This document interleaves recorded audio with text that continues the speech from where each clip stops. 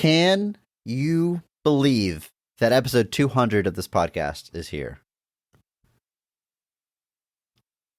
Oh, are you talking to me? Yes, the only other person in the studio, my co-host. Yeah, 200 episodes. I can't really believe it. I know we've probably got a few more just because of the some of the side quests we've done, but 200 episodes is it's wild. Certainly don't know that either of us really thought that it might go as long as it did. I mean, we've released, but with few exceptions, released an episode a week. So we have now spent years meeting up once a week and talking about a movie. It's basically been 4 years at this point. That's crazy. We talk about movies every week. I mean, we've always done that, but now, we record it and make it into this format. It's pretty cool. And it's pretty special. Dozens of cents on it. Dozens. Does it cover the production cost? No, but we have fun making it, so that's okay. I don't know if I ever would have imagined 200 episodes. This is crazy, and no signs of slowing down. I'm still enjoying it. Andrew, you still enjoying yourself? Sure. Okay, good. I'll take it. Coming from you, that means, you're ecstatic about what we're doing here. But 200 episodes, this is a big deal. This is a huge milestone, and I think we have to kick it up a notch. We started off really DIY in this thing, and I think we've grown a lot. We've come a long way. People have helped us along the way, but I think this is the beginning of a new era, and I'm thinking that we partner up with like a real podcast editing company to help zhuzh this thing up. I found a company, they work with a lot of other podcasts out there that you've heard of. I won't do any name drops here, but they're going to make us sound nice and crisp, and they're going to do things that have made other podcasts much more successful, things that we just don't have time to do on our own. Like, we're going to have sound effects throughout our episode to help enhance the audio experience. So, Andrew, let's do a few test runs here, so listeners can hear what we're talking about. So, if we're describing a scene, and we're talking about a car speeding away, they'll be able to hear that, have it enhanced. Why don't you try one, Andrew? See what sound effect we can get in here. So, for example, if you were to do a sound of a man getting shot by an arrow and falling off a horse. There it is. Nice. There it is. Yeah, you like that? Yeah, that's impressive. I'm told anything we throw at them is going to be possible. I would love excuse to talk about a slide whistle. There we go. Perhaps nice. Someone jumping into a pool. A woman screaming. I don't know. I mean, what a man fashioning a kayak out of a log? No! Next level type stuff. And, speaking of making just a few cents, we've got to kick that up too. This thing, it ain't free to make it. So we're talking big time advertising dollars. And we're not going to be doing those ads where you and I read a copy and get to insert our personality. Nothing like that. It's going to be state of the art. You've probably heard this on the podcast. Dynamically inserted ads. So it'll be seamless. Just at some point in the podcast, an ad gets dropped in and you won't even know. Are you a podcast listener, but also own your own business and find yourself in need of online tools to scale your entrepreneurial endeavors and reach your target demo with an all-in-one platform for hiring and selling and building a website? What am I saying? Of course you are. Everyone that listens to podcasts is a small business owner, and everyone that listens to podcasts needs Square Shop.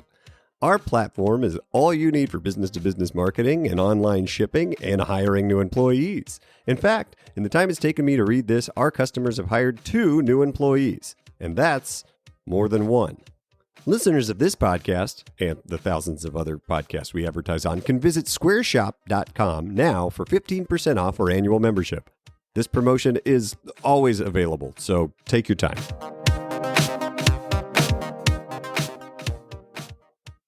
Notice it'll just keep flowing. I mean, that makes sense, right? You've heard that on other podcasts, right, Andrew? Like, Yeah. you get a little promo code thrown at you, and we don't want to overdo it. There'll be a healthy amount of time in between ads getting. This episode is brought to you by Vader Joe's Imperial Trading Hut. With the power of the Empire, Vader Joe's brings you the galaxy's finest products at the galaxy's best prices. From Imperial food rations to organic farm-to-planet meals, Vader Joe's force chokes his competition.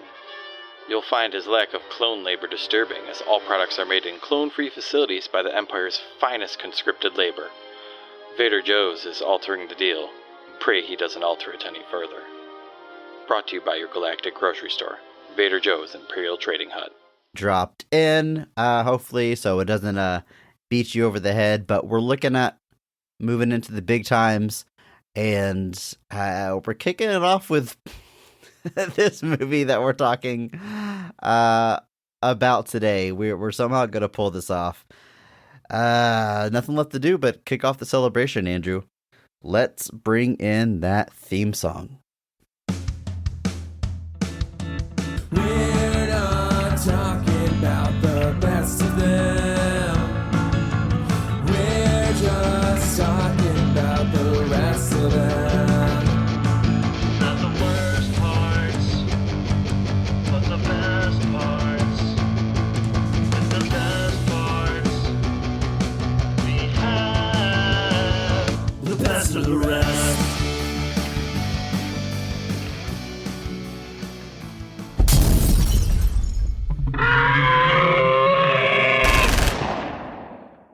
Hello and welcome to Best of the Rest. My name is Chris Logan, and I am joined, as always, by my alien overlord co-host, Andrew Williams. Say something to the listeners, Andrew. Hi. Each week, we take a second look at a movie that was poorly received upon release and challenge ourselves to only talk about the things we like and what the movie does well. It's episode 200, and we are talking the year 2000 film Battlefield Earth. Andrew, I ask you every episode, what is your history with this movie? Did you see it in theaters? No history. No history. Never sat down to watch the classic film, the classic sci-fi saga that is Battlefield Earth. No. I did not watch it when it came out. I remember I had a friend or two that was kind of interested in it, I guess because of the book. There was some people that like knew the book and were interested in it because of that. I never saw it. Did your friends consistently pester you to join them on a weekend at the strange building in town? No, those kind of friends? Because we were, 12. But it's never too early to start, Andrew. It's never hook 'em while they're young, like the tobacco industry. But so no, I never really had like a big. I remember like it coming out. Like I remember my friend's dad was like reading the book and like was interested in it for that reason. It's never something that I've gone and watched. I've seen clips. I've you've obviously seen the pictures of John Travolta. Obviously, the legacy of this movie speaks for itself. Yes. I think maybe I saw some clips. I feel like Riff Tracks must have done something with this one, the MST3K guys, but I maybe saw some clips of that. But I have, like, this movie is just not part of my life. It never has been. You were perfectly fine going your whole life having never seen this movie. You were okay with that. I really was. And then we started this podcast. For a variety of reasons beyond the movie itself. Obviously, sure. there's greater conversations to be had about it that we probably won't have here. But, like, generally, yeah, I was fine going the rest of my life without watching Battlefield Earth, and then you had to say, hey, it's episode 200, and you already said Avatar has to wait for 500, so guess what, buddy? I think you said The Last Airbender is episode 500. I think you punted that back as far as possible. So because I punted that, you forced this on me. Okay, gotcha. You did this to me because I made you wait so long for Avatar, but... you can't keep calling it Avatar, Andrew. It's a totally different movie. Everybody knows what I'm talking about. Do they? Maybe. I don't know. M. Night Shyamalan's Avatar. M. Night Shyamalan's Avatar, The Last Fire and Water, whatever it is. But Anyway, so no history at all. Never been interested, never particularly was interested, knew of its reputation, and was fine leaving it at that. But here we are, Andrew. I don't know. If you would have asked me if I've seen this movie before, I would have said yes. But having actually sat down and watched it beginning to end this week, I'm not sure if that would have been totally truthful, but I've definitely seen parts of it. This is a long-running joke with my dad, who... our joke is, he says, like, this movie's terrible, #PP, his words. It's a really bad movie, but anytime it's on TV, if I'm flipping their channels and it's on, I just sit there and watch it from that point on to the end. Like, I can't help it. It's not good by any means, but I have to watch it. I don't know if it's a morbid curiosity.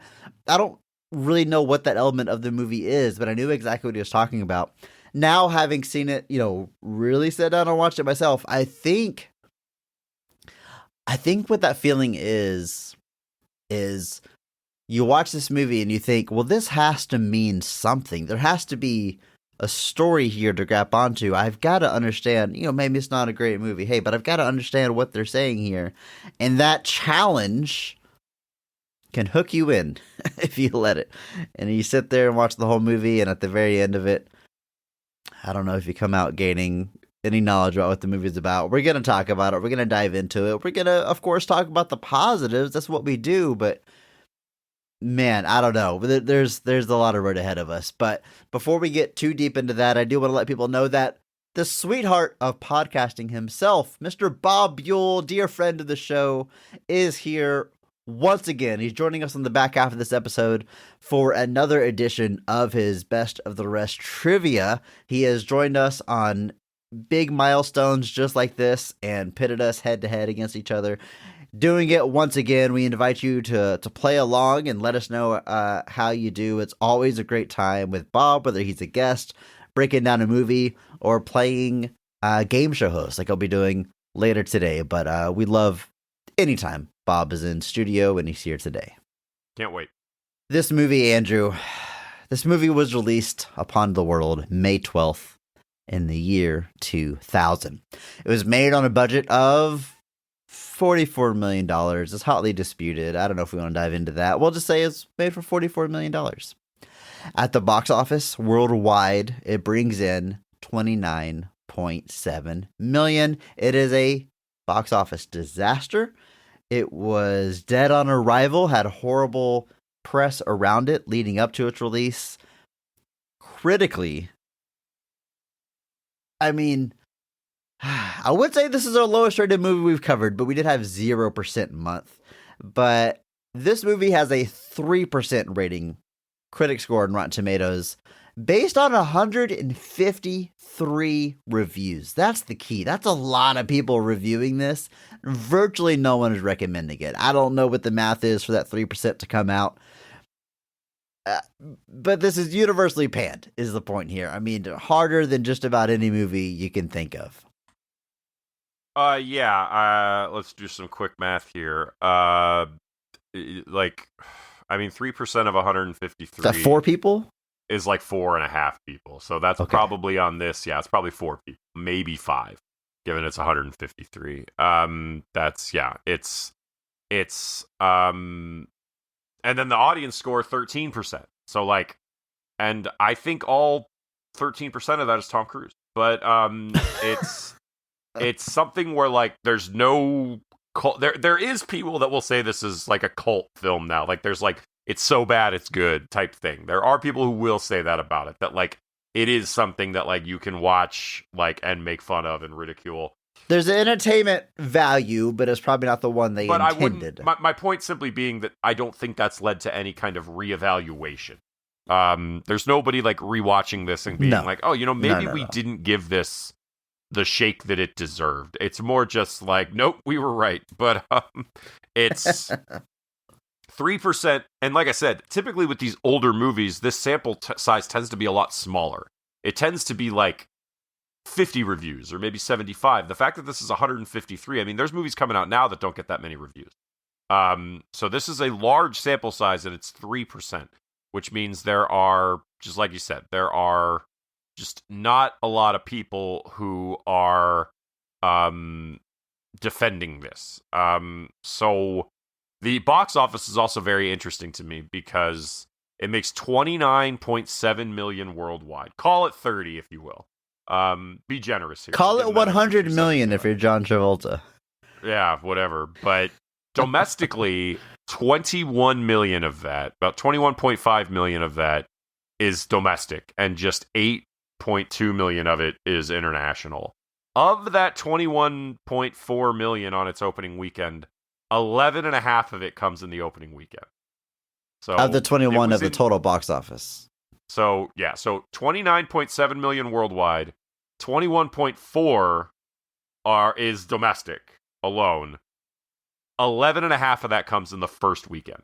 And this movie is in theaters for 234 days, which means that in the remaining 231 days of release, the movie barely makes like $10 more million in the United States over the course of a great many weekends. It is just terrible.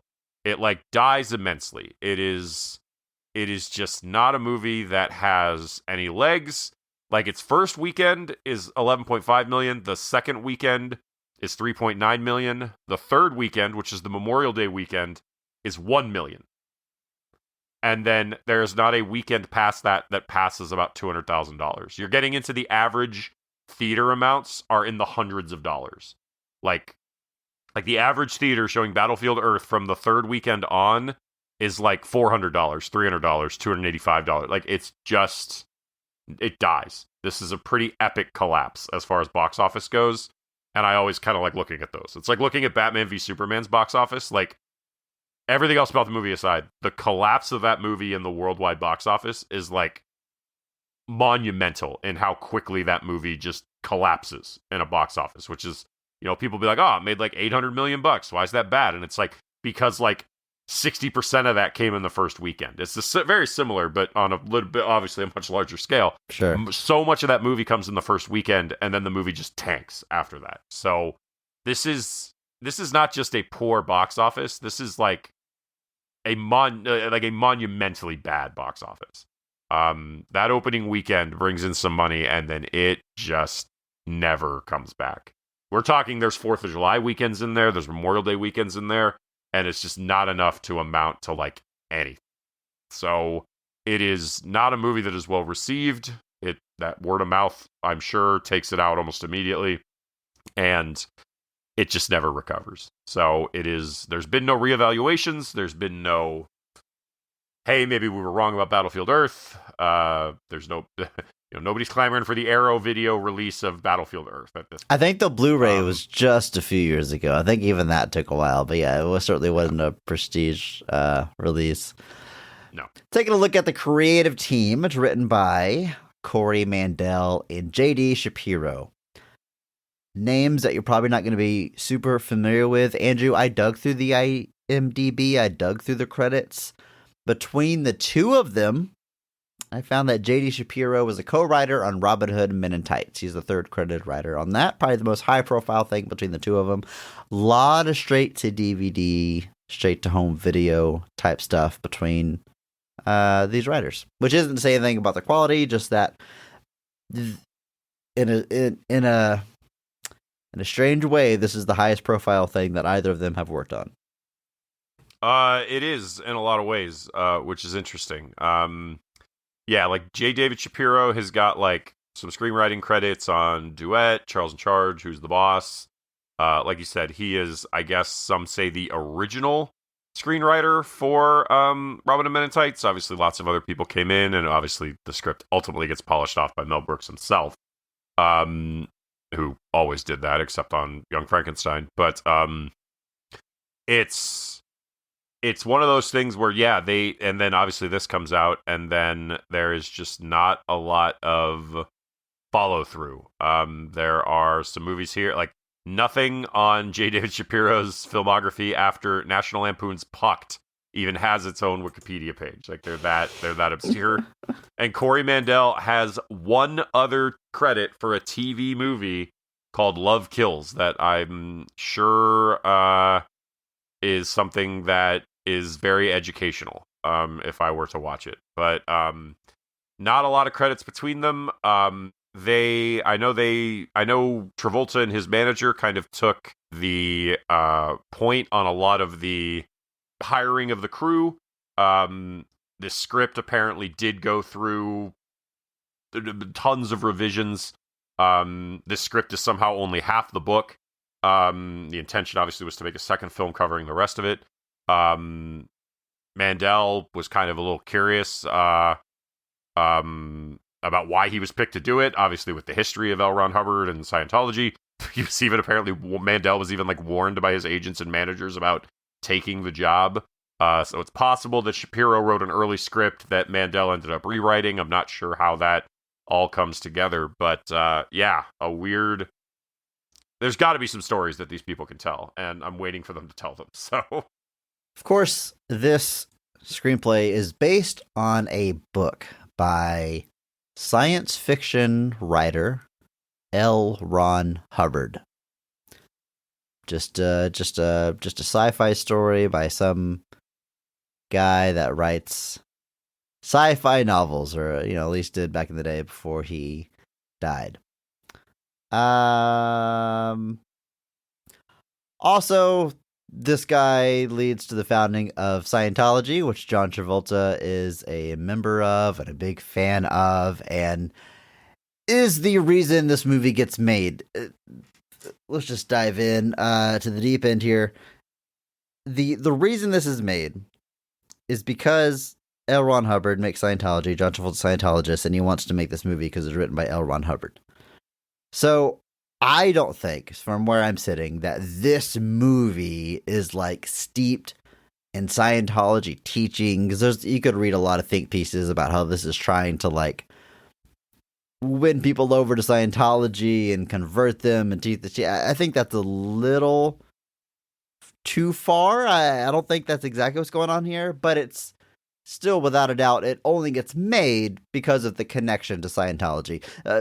John Travolta wouldn't have this weird passion project to get a sci-fi novel adapted into a film, put his own money into it, if it wasn't written by the founder of Scientology. So you can't separate it from Scientology, certainly, but I don't think it reads or views like a manuscript to what it is to be in Scientology, if that makes sense.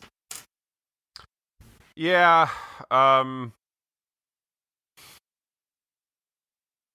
you can read about L. Ron Hubbard if you want. The man is very strange.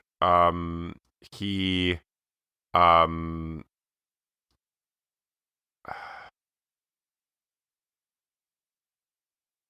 there is, I'm not afraid. We're not going to get in trouble for saying no, you don't. Like, you can say whatever you want. Like we're a hashtag positivity podcast. We want to celebrate movies. We don't need to. Now, L. Ron Hubbard, but the thing is obviously there was their unsuccessful attempt to stage a coup of the town of Clearwater, Florida. There was their involvement in the Snow White program, which was a systemic program of espionage to take over the United States government. One of the people indicted when they found out about that was L. Ron Hubbard's wife. So this is not a good man. This is not a nice man. Sure. This is a man who, despite whatever he thought about Scientology, because there's jokes that he made a bet with Arthur C. Clarke, who's another prolific science fiction writer who wrote books like 2001, that he's like, I bet I could found a religion and people would go for it. Like, he joked about it. Like, that's the rumor and the joke is that L. Ron Hubbard, like, literally would tell jokes to people that he could do this and get away with it. And it would work. And that seems a little too convenient for me. Like, obviously, it also kind of feels like a scapegoating of Scientologists by being like, oh, it's all kind of a joke by L. Ron Hubbard. And it's like, cool. Do they know that? Because it doesn't seem like it. Like, you watch Leah Remini's documentary about it or whatever. I'm like, if this is a joke, these people are not in on it. And that's the problem. But whenever it became the dominating thing of his life, it suddenly was all there was to him. And suddenly he went hard on it.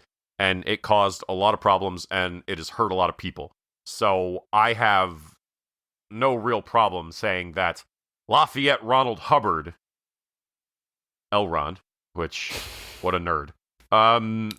Is this book is, he wrote, like, there's like sci-fi that he wrote before Scientology. And the other thing is obviously Dianetics, the modern science of mental health, which was so awful, the American Psychological Association had to disown it and say, hey, this isn't based on any real information, but it's where his entire criticism of psychiatry comes from. Which in the original book, you'll notice the Cyclons are led by the cultrists, which was meant to be the cyclocultrist, which sounds like psychiatrist. The man was as subtle as a kick to the balls, Chris. It's bad. And so I just needed to say all of that about L. Ron Hubbard because I genuinely loathe this man and what he did. So anyway, onward. Hey, I'll back you on this, and we will say the official stance of Best of the Rest is we are anti L. Ron Hubbard, and we'll even take on Big Scientology. Come get me, Travolta. Right now, we need a funny sound effect. Break the tension. This movie is directed by Roger Christian. There's a joke to be made there about his name, but what an it seems interesting too guy. easy. This is genuinely, reading his Wikipedia is odd, because the biggest thing about this guy supposedly is that he's apparently like significantly responsible for the look of lightsabers. That is apparently like his claim to fame, basically, is that he the hilt design specifically, which like the physical was made up of like whatever you wanna old call camera it. parts and stuff originally. Right. Yeah, And so he apparently that is his that's apparently his like claim to fame, is that Roger Christian arguably the most iconic prop in all of cinema. I mean, is that hyperbolic? At this point, probably not. Like, obviously there's other iconic things from films, but like Star Wars especially, like I said, I think you could, there's an argument to be made that the lightsaber is the most iconic prop in the history of film. Like, you could, there's obviously stuff people will say, like the Maltese Falcon or whatever, but like Star Wars became this worldwide phenomenon. Nobody cares about the Maltese Falcon. Sorry, Dashiell Hammett, but nobody does. Yeah, the lightsaber is this like, and obviously they're still finding ways to innovate that and try to make it cool, because they have to keep reinventing it, because the original itself was just, it's a laser sword. How cool could it be? Pretty cool, it turns out. Yeah, it's good. It's good. And he becomes a second unit director by the end of Return of the Jedi and Episode 1. So, if you see like a establishing shot with no characters in it, that might have been shot by Roger Christian. So, working collaborator with George Lucas, but again, this might be the most high profile thing not that he's a part of. That's definitely Star Wars. But as far as his directing work, it's all about Battlefield Earth. He does continue working, does a lot more straight to video, does some weird. He did this like, what's it called? With the guy from Hercules, Kevin Sorbo. You're talking about the Joseph and Mary movie. Yes. Yeah. So something about that being directed by the guy that made Battlefield Earth. Again, it's low hanging fruit. His Trying to name make a is joke Roger out of Christian. it, but it's incredible. Incredible. It's interesting. He also directed a film called Underworld, but not the Underworld you're thinking of. No. Which I just find funny. But it is a heck of a thing. It is an interesting thing. But not a whole lot here. I'm guessing it's the Star Wars connections that 100% get him involved in the world of Battlefield Earth, or why he ends up on the radar of these people. They wanted, a guy. They obviously can't get George Lucas. Apparently, Travolta asked Quentin Tarantino to do it, which of course he did, because of, they were in that movie together. Look Who's Talking To. But it's obviously he said no. Obviously Tarantino was like, I've got anything else to do. But well, Andrew, let's talk about this movie. All the positives. Everything we like, everything it does well. Are you ready? Folks, Everyone's appreciate you looking taking at the the time to join runtime. us. Look at the runtime of this episode. Like, what? There's 3 hours left? How? How? Stick around and find out. Let's go.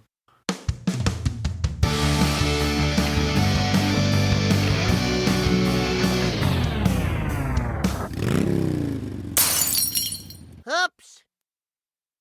In the year 3000, man has become an endangered species on Earth. Surviving humans live scattered across the wastelands of civilization, hoping to avoid the demons that destroyed our planet. But when a man animal named Johnny is captured by one of these demons, which are actually a race of aliens from planet Cyclo, he hatches a plan to unite the other captured humans and escape slavery.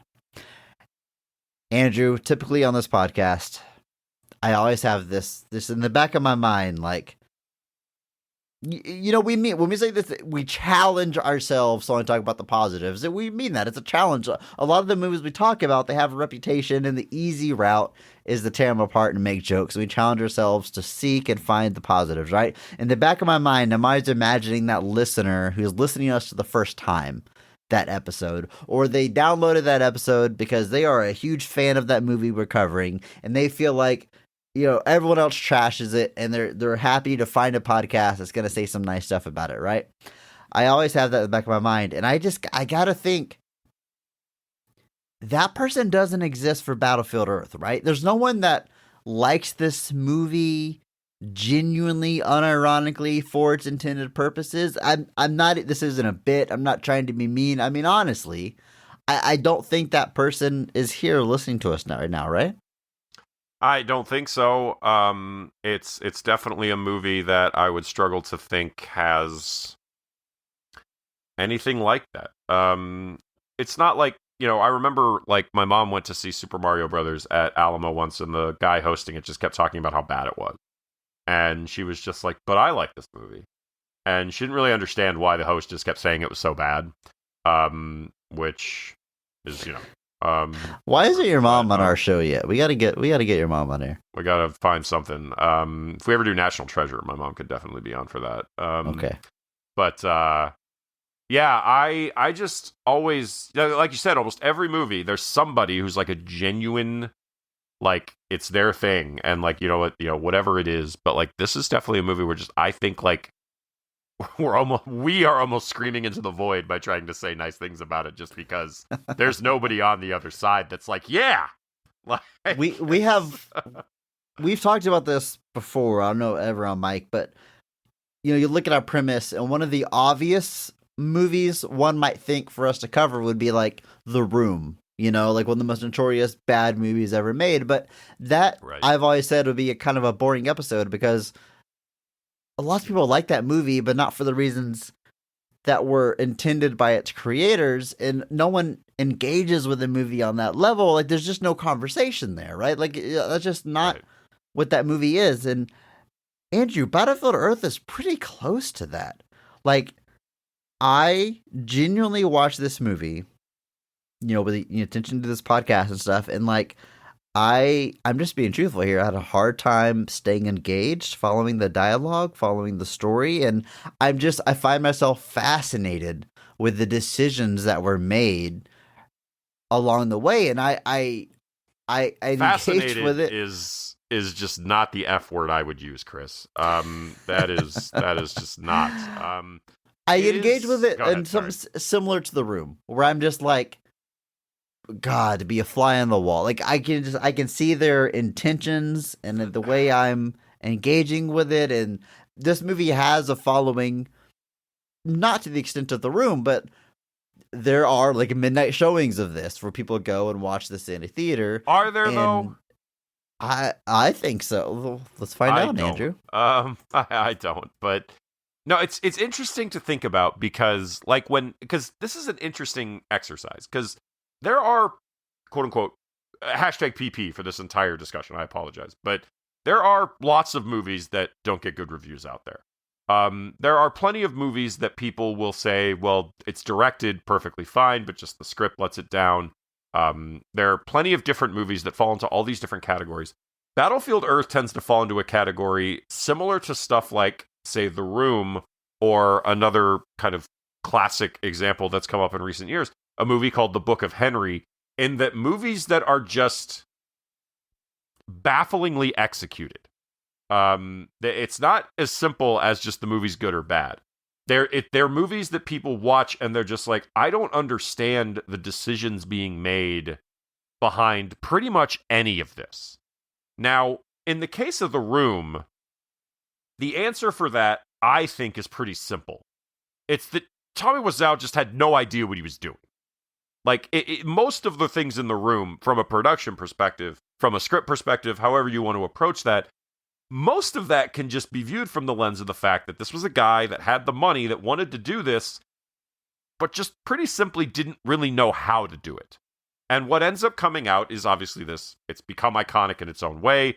You know, the way I've heard people describe it, it's at the beginning of The Disaster Artist. It's like, nobody talks about the movie who won Best Picture in 2003 as much as they talk about The Room.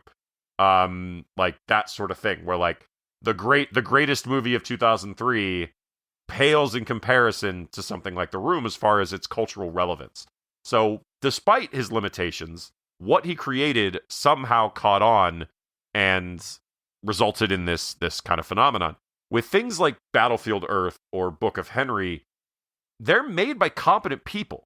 And that's what I think makes it more baffling. And not to, I mean, I am saying it. Tommy Wiseau was not competent when he made The Room, but that didn't stop him. So, you know, there's a story to be, there's a respect to be given in the fact that he just didn't give up and just powered through. But with stuff like Battlefield Earth or Book of Henry or whatever example you want to think of, like, Colin Trevorrow is not an incapable director. And I've met the guy who wrote the script for Book of Henry personally. I've gone to his book signings in Houston. I've read his books. They're perfectly good. Like, but that movie is this combination of, wow, this just didn't land. And like with Battlefield Earth, like, Roger Christian is not nobody. He's been around films and, you know, been second unit director on some pretty massive productions. So it's not like he's nobody, but this is still a movie that just, in its legacy, it's not just the script or the dialogue, but it's also just in the production decisions. And so it's in a whole different class, I think, beyond just good and bad, where you kind of have to look at the movie as a whole, and you're just like, every decision being made here is so weird. Which is just the nice way, I guess you could put that. Hashtag PP. Yeah. All of this is hashtag PP. I realize that was kind of a conversation on bad things, but like, it just transcends it to me a little bit in that it's more than just good or bad. There's a whole picture here that just raises more questions than it answers at the same time. I did find some screenings of Battlefield Earth, but it is Master Pancake Theater, which is Riff Track. Yeah. So, MSC, regardless, you know, people are watching this movie for reasons unintended by its creators. But Andrew, we got a show to do. We got a format to stick to. It's time to do what we always do and talk about the cast. Specifically, we're going to start with the high point, best casting, and best performance of the movie. Every episode, we recognize one person who goes so far above and beyond the call of duty that they elevate the quality of the film with their performance, and we will recognize that person by giving them the Mark Strong Award. And Andrew, you get to go first. Who's getting your Mark Strong Award for Battlefield Earth? Kim Coates is Carlo. I love this pick. Okay, so this is the man animal that is not our lead character, but his friend he makes along the way, I guess. But it's a weird thing, because the whole premise of this movie is just we're in the future. These cyclones have taken over the world. Humans have become an endangered species. The humans that are free have been reduced to these semi-savage, kind of nomadic, kind of hunter-gatherer type situations. And they stay away from these demons who rule the earth. And Johnny, our lead character, played by Barry Pepper, who we'll talk about in a minute, goes out exploring one day because he believes that he doesn't believe it. And he runs into a mini golf course, which is just funny. Like, there was just a juxtaposition there of this, like, desolate future Earth, and he runs into a giant dinosaur statue. Like a cartoony dinosaur statue. Yeah.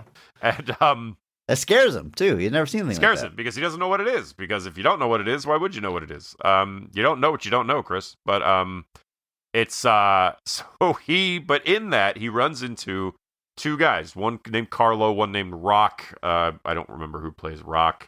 I don't think he lives very long. But Carlo, and they show him like a mall, like a desolate, like overgrown city. I believe it's Denver is what it turns out to be. Or maybe that's where he ends up. But it's a mall. They're literally like at an overgrown, like rundown mall in 1,000 years in the future.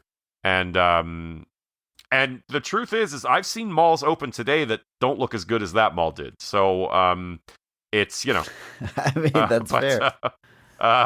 But so Carlo and him are kind of at odds at first, where they kind of think they can they can get stuff from him. They can't.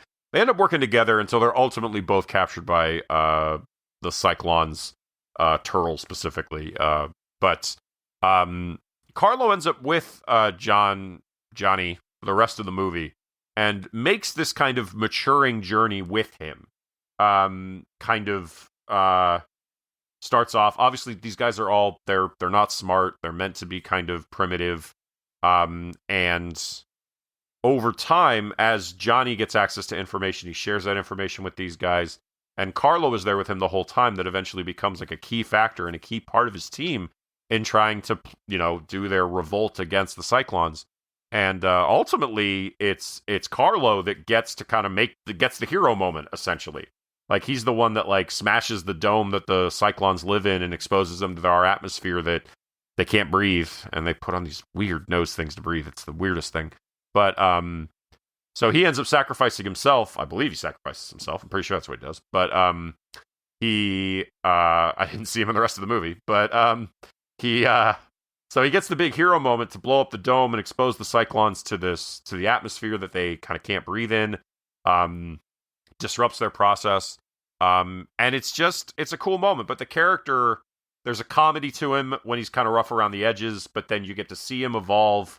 Whereas, the lead character, Johnny, is kind of always, he's your prototypical hero. I'll talk about this a little bit more when we talk about him, but he reminds me a lot of like Robert Heinlein's protagonists. But I just liked this character. I liked the journey he got to take. I liked that he got the big hero moment. I like Kim Coates. I think he's a really good actor.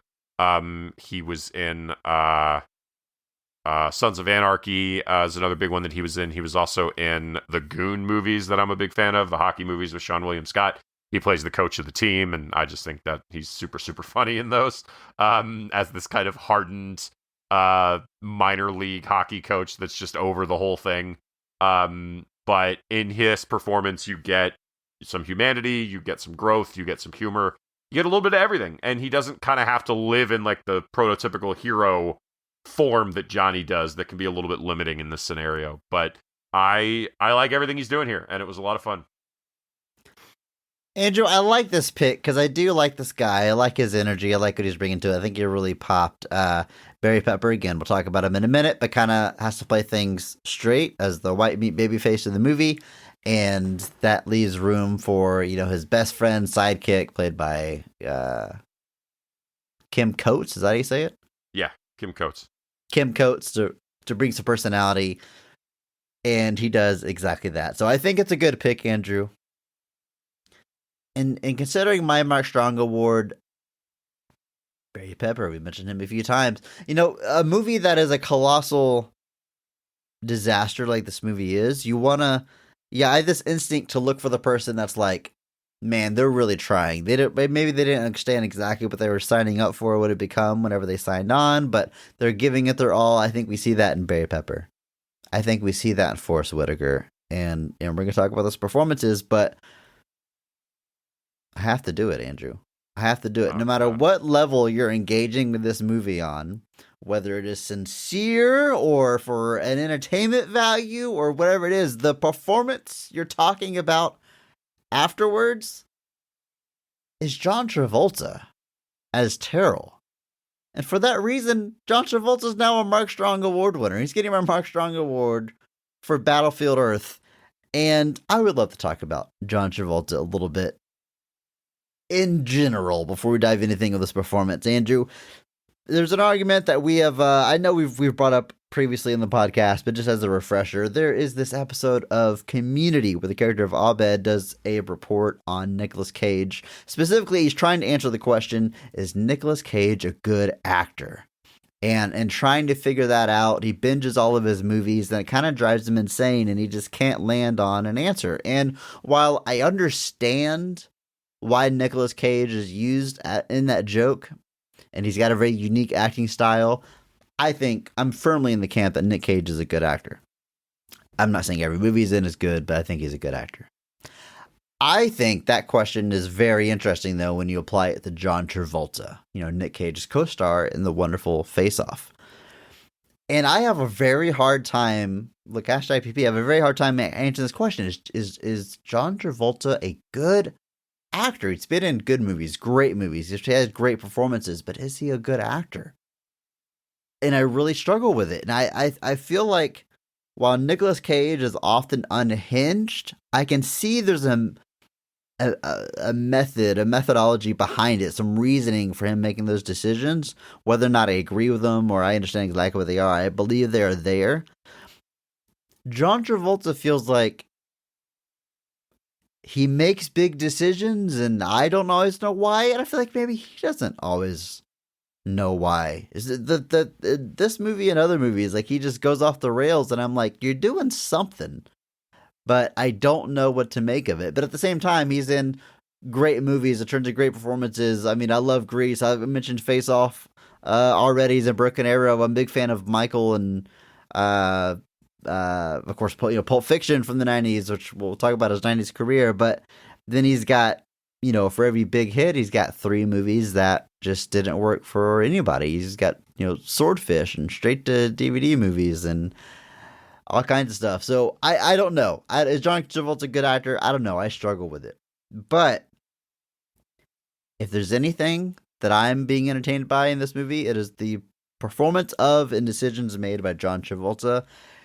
And for that reason, I've got to give him the Mark Strong Award, Andrew. I'm going to choose to respect your decision. Because I could very well not have. I mean, I get, like I said, if you're talking about somebody who's genuinely putting everything he has into this, Travolta meets that bar. He put including his own money to get this thing made. He wanted to put his money into this. He shepherds this whole project to completion, basically. He hires the director. He hires the cinematographer. He seeks out the writers. Like, he wanted this movie to get made and wanted this story to end up on the big screen. And so he does give this character all that he can. It is an interesting performance. It is a wild performance, but he is giving it what he had. And I will agree with that. Now, the greater question, is he a good actor? Like, obviously, you can look at stuff like Pulp Fiction, Get Shorty, stuff in the 90s, Face Off, and look at those. Obviously, there's things like Saturday Night Fever, Grease, Blowout in the late 70s, early 80s. I'm a big fan of Blowout. I like that movie a lot. I would lean more towards... It feels like there's two... It almost feels like there's 2 eras of John Travolta in a way. It almost feels like... you talk about pre-9/11 movies. There's pre-Battlefield Earth Travolta movies, and there's post-Battlefield Earth Travolta movies. That is... and in a way, it almost feels like that's the dividing line. That's exactly it, Andrew. What I think it is I think he is entirely dependent on the script and director and the creative forces around him using him in the best way. Like, clearly, Quentin Tarantino saw how to use him and revitalized his career, after he flounders for a while in the 80s, after his hits in the 70s. And so, starting with Pulp Fiction, he's back. And he does Get Shorty, Michael, Phenomenon, Broken Arrow. Those last 3 all in the same year, which is crazy. Face Off.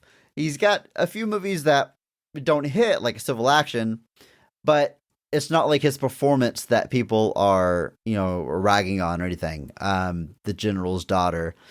But he's got this thriving career in the 90s. He is a certified A-lister. And then Battlefield Earth hits in 2000, the same year as Lucky Numbers, which is another huge bomb. And that's it. He's in Swordfish in 2001, which is a flop. He's in Basic 2003, huge flop. A Love Song for Bobby Long, a movie I actually really like, but no one's ever heard of. And then that same year, he's the bad guy in The Punisher, which is not exactly a prestige role. Be Cool, the sequel to Get Shorty, that flops. I mean, there's almost nothing here to the level of what he was doing in the 90s. Every now and then he's in a high profile thing, a big budget thing, like the Taking of Pelham 123 remake they did, but it doesn't take off. Nothing revitalizes his career, and he just has been floundering ever since. He'll always be able to make movies because he's John Travolta, but no auteurs of the industry are calling his number to Arguably, his project. last high-profile success is probably Hairspray, yeah, which is 2007. 2007, which is a few years. It's a few years after this. This is 2000, but yeah, and I remember when Gotti came out, and that was supposed to be this big deal because that was like Movie Pass's movie was him as John Gotti, and that movie crashed and burned just terribly, and so. It's a tale of two Travoltas in a lot of ways, where like there's just this point where it's gone. The magic is gone, and I think, like you said, I think it depends, and it's true for lots of actors. It depends on the quality of talent around you, and I don't think it's that hashtag PP, but I don't think it's that controversial to say that the quality of talent around him these days is just not the caliber that it once was. Andrew, did you know? Did you know that in 1995 he was in a movie called White Man's Burden? You ever heard of this movie? I would like to know less. It's him and Harry Belafonte. Chris, did you hear what I said? It's a 1995 American Chris, did you drama hear what film I said? About racism. Chris, did you hear what I said? Set in an alternative America where the social and economic positions of black people and white people are reversed. Chris. I said This sounds like the most wild movie ever made. I can't even. I had an idea to read the plot synopsis. I'm not going to do it on our episode, but I highly encourage everyone listening to look up the film White Man's Burden and just, God, we were wild. We were wild in the 90s for that one. Oh my God. Andrew, there's other actors in this movie we need to talk about. Really two, and we've named them already. We have Barry Pepper as Johnny, our lead character, our lead man animal. Andrew, every time they said man animal, did you get upset that they didn't just say manimal? Yes, very. Save some time. Save the syllable. Yeah. Manimal. Manimal, it's right there. I really feel for Barry Pepper. I mean, he is giving it his all. They have him in this wig with these braids, and he is showing up to work. I like him in other stuff that I have seen him in. Most recent thing might be Crawl, that alligator movie from a few years back, which was a pretty good time. But just a journeyman actor shows up, does his thing. Dips out. And dips out. He goes for it, man. I mean, I'm just imagining him on set wearing those braids, going ooh, ooh, ooh, and what must have been going through his head. Ugh, man. You can tell he's trying. He's really giving it his all. He's taking it seriously. And honestly, there's just not a whole, the movie gives him as much as it can, but there's just not a whole lot going on there. But, you could say that he's doing exactly what's asked of him, but I do think he's going a little beyond that to try to make this a compelling lead man performance. I mentioned this reminds me a little bit of Robert Heinlein's antagonist. Robert Heinlein is the writer of books such as Stranger in a Strange Land, probably Starship Troopers might be the one that everybody does know that was turned into a fantastic movie by Paul Verhoeven. But Robert Heinlein tended to write stories about these. The characters always turned into like these Christ-like, almost, I hesitate to use this term, but almost Mary Sue type characters, where they were these male characters who knew everything, had all the answers. Women were always enamored with them, so they were always having sex, like just these Christ-like Messiah-esque figures. And this movie doesn't go as hard as some of the stuff that Heinlein would do, but it's that same type of lead character where there's clearly a guy who's meant to be the unifying force. The movie tries to give as much justification as it can for why he's kind of the one, but I definitely drew some definitely was seeing some analogs between the two types of characters there. And I will tell you this, I'm not a big fan of Stranger in a Strange Land. Read Starship Troopers instead. But anyway, he's given it his all, but there's only so much he can do with what he's given here. And then we have Forrest Whitaker as Kerr, who's sort of the right-hand man to John Travolta's Turl, but right-hand Cyclone. Excuse me. How dare I? The right-hand figure to John Travolta's character, who's pretty abusive to throughout most of the movie, but then Kerr gets the last laugh. He hangs in there and comes out on top. But watching this movie now, especially in the year 2025, you're like, that's Forrest Whitaker under that makeup. That is legend of the screen, like auteur, serious actor, best actor award winner, Forrest Whitaker in this crazy sci-fi movie. It wasn't as crazy in 2000. I mean, he had been working for a long time up to that point, but really just maybe above journeyman actor, certainly a character actor. It popped up here and there. Things you're familiar with, things you're not familiar with. He was in one of the leads in Species, a movie I still hope to cover on this podcast one day, a movie I enjoy very much. And even after this, pops up in things like Panic Room or Phone Booth. And then all of a sudden, like in his 40s, he's in The Last King of Scotland. He wins the Academy Award for Best Actor, and he sort of just elevates his career somewhat. It's 20 years into his career, so like a Tommy Lee Jones thing, where like they've been at it for decades, and all of a sudden they just hit like a new level. And now he's got a career where he can do anything. He can do high profile stuff. He can do serious stuff. He can do silly stuff. He can show up in a Star Wars movie. Forrest Whitaker, that's how I sum him up. He can do anything. And that includes playing a 9-foot-tall alien in Battlefield Earth. Again, his role is just to be a punching bag for most of the movie. That's all he's really here to do. Obviously, Forrest Whitaker's career speaks for itself. He does end up, the big notable thing about his character here is that he sides with the humans, the manimals, if you will. Ultimately has enough of Turl's abuse and turns on the Cyclones because he realizes the humans are going to actually let him kind of exist on his own. So he turns on him and turns on Travolta and leaves him chained up in Fort Knox, a place that somehow was unlocked and unransacked in the year 3000. But it's not much more to say than that. But yeah. Andrew, there's other people in the movie, but like I said, that covers our main players, the ones I think we really need to talk about in detail. We gotta leave some room here to talk about the scenes of this film. We're gonna start with the best scene of the movie.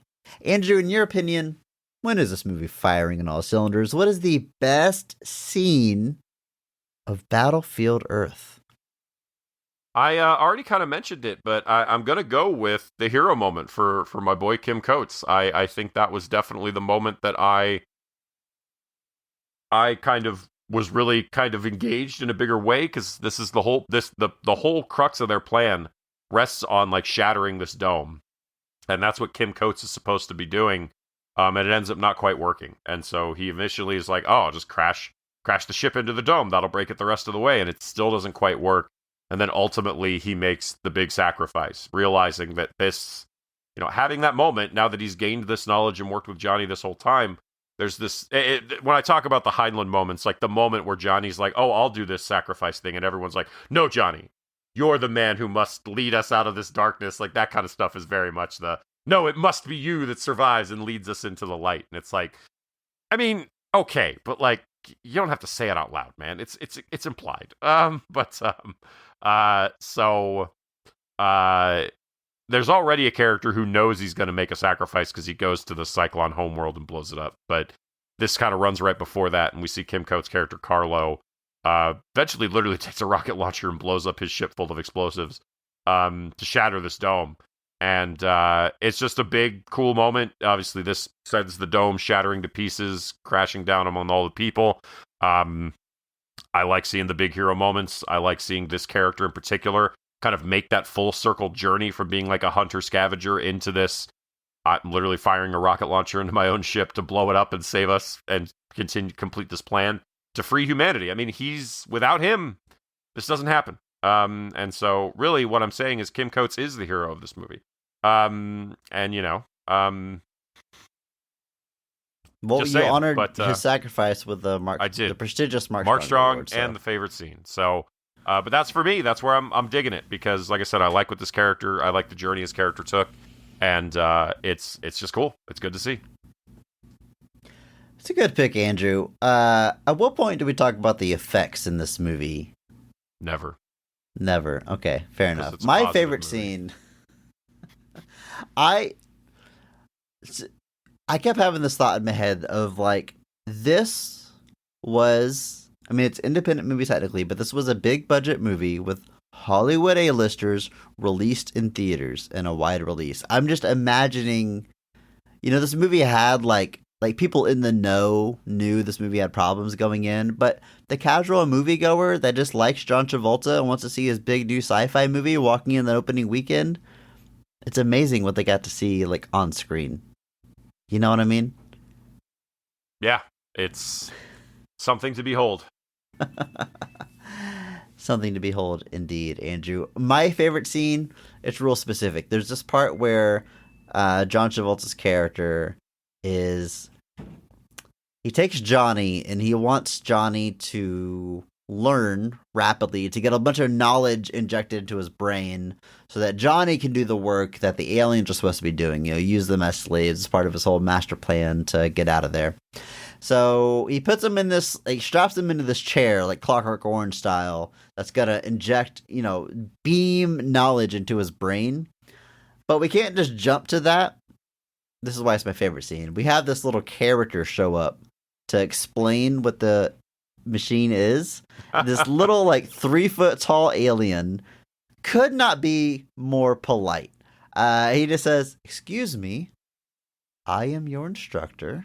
And he just explains to him what the machine is. Something that was already explained to us, something that we get, but I am not holding that against the movie because it gave us an excuse to give us this weird looking alien that we don't ever see again just show up and say, "Hey, this machine's gonna teach you everything you need to know," and then this guy just disappears, never to be seen again. And then a beam of knowledge is injected to his brain. It reminds me a lot of the machine from Batman Forever that the Riddler makes that beams the TV into your head. And he rapidly learns history and knowledge and how to mine and all that good stuff. He learns the alien language, which they try to pull like a Hunt for Red October thing where they go back and forth between understanding the language and not. But at any rate, I want to get real specific about this knowledge chair, specifically that cute little guy that says, "Excuse me." Favorite scene in the movie. I was enjoying it. Yeah, it's a fun little thing because it's like this random character shows up one scene, that's it, and never seen again. And all he does is there. He's literally just an exposition dump.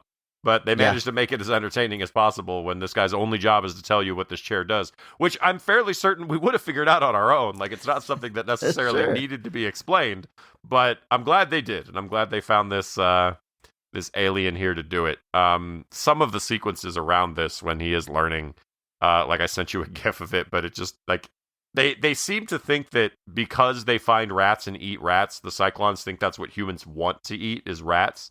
So one sequence where he's in the learning tree and he kind of falls out and Johnny's still kind of playing dumb about whether he's gained any knowledge. Travolta grabs him and lifts him up and he holds this rat in his face and he goes, "Do you want lunch?" And I'm just like, for the love of God. It reminds me, there's this clip of Bill Hader talking about this interview that Oliver Reed did. Oliver Reed's this very legendary actor. And he was talking about the difference in acting for stage versus the screen. And the way it kind of goes is, this is my Oliver Reed impression, folks. I apologize. Oliver Reed's like, "And when you're acting on stage and someone grabs you in the arm and your arm is hurt, you go, 'Ah!' But when you're on film, you must be subtle. You must be much more careful. If someone grabs you on the arm and you're hurt in a film, you must go, 'Mmm.'" And he says it like that. And it's like, but like, to me, it's like everybody in this movie is doing the stage acting where everything is given, especially Travolta is given as much Especially unnecessary Travolta. flair as possible. Like there's people in the back rows of the theater that need to be able to hear everything that he's doing, which is the actual mindset behind that. The mindset behind it is that in the theater, everybody in the room needs to be able to hear what you're doing. So if you're hurt, you need to project it out. It's just the way Oliver Reed says it, the fact that he literally goes, like that's the funny part to me about that. But it's everything Travolta does is like he's trying to reach every single person in the theater when he doesn't have to. Like he doesn't have to do it. I feel that like way. he's trying to do like space Shakespeare. Like That's what I mean. Like that's the kind of stuff. Yeah, Oliver yeah, Reed yeah. would No, do. It's that kind of thing. But like, I agree. There's this what line is happening. where he's taunting someone who's he's their superior, and he's trying to get out of like doing some like work or whatever. And John Travolta says, "As a friend, I could forget to file the report, but unfortunately, I'm not your friend." And then he laughs very dramatically, like the way he just goes up. And there's a pretty memed famous line from here where again he's taunting his right hand man, Forrest Whitaker, and he tells him, "While you were still learning to spell your name, I was trained to conquer galaxies." And it's like, who are you performing for? Right. It's- That's kind it's- of what I'm talking about when I talk about the stage thing. It's what it feels like. It feels like, he like, if that man were in a room alone and he like pricked his finger, he would be the guy that goes, "Ah!" And like just the most dramatic scream Well, possible. that's why I think like John Travolta is a classically trained good actor who has all these tools, but unless someone tells him how to use them, they just fly out of him. It's funny because you'll talk about somebody that's in like a different movie than everybody else. Like we've made that joke before, like Matt Smith in Yeah. Morbius feels like he's in a different movie than everybody else in that movie. But yet here it feels like Travolta's in the right movie and it's everybody else that's kind of wrong. Like it See, feels yeah, I was totally thinking me. like, is the play here that this alien race is just super over the top? Like that's right. but he's the only one doing it. But So he's like, the only one doing it. Like, but I feel like that's what it should be doing. I feel like that's what it should be going for. But he's the only one doing it. I was like, so is Travolta? Like, is it true? It's like that Skinner moment of like, am I wrong? It's like, is it me or the children who are wrong? And in this case, it's genuinely no, it's the children who are wrong. They and all I should do. have been doing it this I way. wish all the other aliens were doing it that way. I wish like They were. The only they all one that even made comes that. close, oddly, is like his wife's cameo.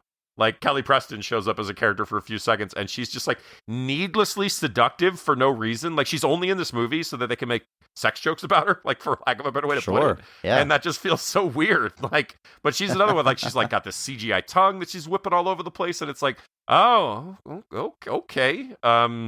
That's a choice. But yeah, there's so many sequences with Travolta where like I said, I guess you could say he's swinging for the fences, and you can't fault the man for that. But I do like, this is totally serious, totally genuine. I do like his callousness towards humans, like how much he just doesn't see them as like, that yes, disdain does come through very heavily. there's a part where Barry Pepper steals one of their guns, and he's like, "What are you worried about? A man animal can't fire a gun. Let him try to figure it out." And then he shoots one of the other aliens and kills him, and he goes, "Well, I'll be damned," and just takes it casually. Or another time where he holds one of them over a cliff. He's like, he's debating if man animals can fly. He goes, "I'm telling you, man animals don't fly." And he drops him off a cliff to prove that he can't fly. Like it's, I do like that aspect of the character. It's performed in a very odd way, but I do like it. And another thing I genuinely like, Andrew, I'm going on record saying this, I think the Cyclo design is cool. I think they effectively pull off that these guys are like 8 feet tall, 9 feet tall. They're bigger than regular humans. But there's times that I can't see exactly how they're pulling that off. I mean, they're on stilts. They got a big headpiece. There's probably some forced perspective stuff. there, But yeah. like, there's plenty of stuff you can criticize about this movie. I don't think the design of the aliens is one of them. I think they look like No. a really good Star Trek alien, you know? which is what you're going for, sort of. Yeah. But Yeah. I would say like there's definitely like most of the way this movie looks. It's the effects. You know, I said we weren't going to talk about them, but the effects just don't look up to par. There's a whole sequence where the Cyclones are kind of revealed for the first time, and they're firing these lasers at these characters, and it's like the dimmest little bead of green light flying through the screen, and it hits them, and they're like, ah! They turn, again, Oliver Reed, ah! And they fall over, and it's like, that's, and I saw that for the first time, I was like, oh, is that how those look? Like, that just doesn't look that impressive. And then the ships have the same problem where, like, if it's a close-up of the ship, it's probably a prop, but otherwise it's a CGI representation, and the CGI just isn't quite there. But it creates a very odd juxtaposition when you've got these kind of production values in the real-world terrestrial stuff, and then it cuts to the ship that just looks not up to par. And so, but it can make you think that the whole movie looks cheap, but the whole movie doesn't look cheap. Like, the Cyclone design, like you said, is pretty well done. And there's a lot of them. It's not like they put all the money into just two of them. All of them look that good. So the work was done. Yeah, and that's the best thing I can say about this is care was put into it. Effort was, well, I mean, genuinely though, like it wasn't like, let's do this for as cheap as possible. They got talent together. It might have been misguided. It came out the way it did. Like, I'm not trying to convince you that this is anything other than what you've heard. It is, but it's not all bad. It's never all bad, but man, I've never quite seen another movie like it, Andrew. I mean that wholeheartedly, and I don't think we ever will.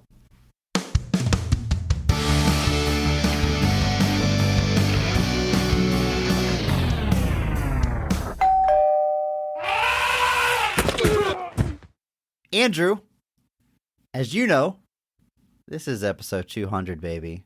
And a big milestone extravaganza on this podcast simply would not be complete without our dear friend of the show, without the sweetheart of podcasting himself, Mr. Bob Buel, here once again to help us celebrate the milestone and the festivities and have an all-around good time. Bob, welcome back to the show, brother.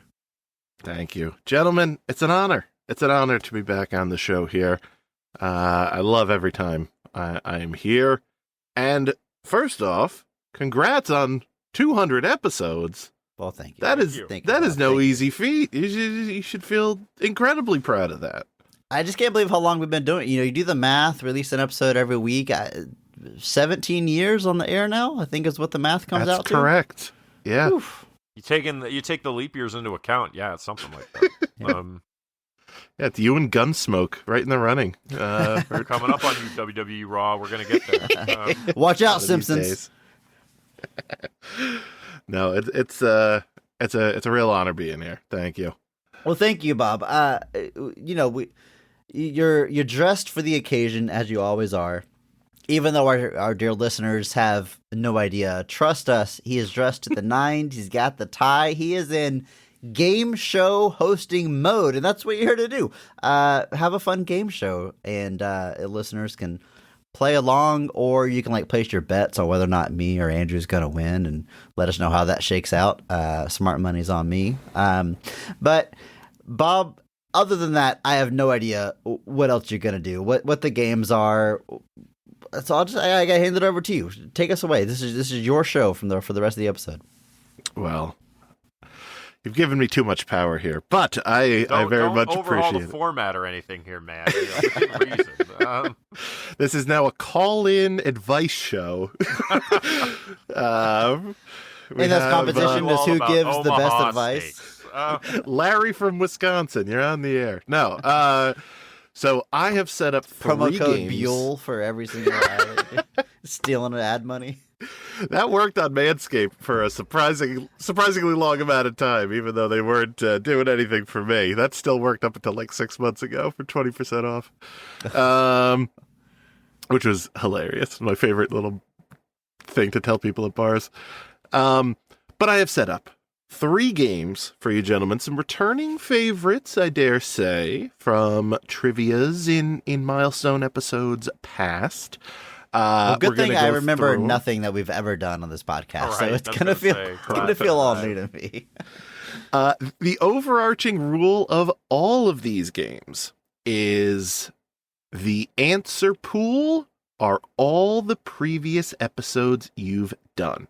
So any movie covered on any previous episode of this show is fair game. Regular, bonus episode, all fair game.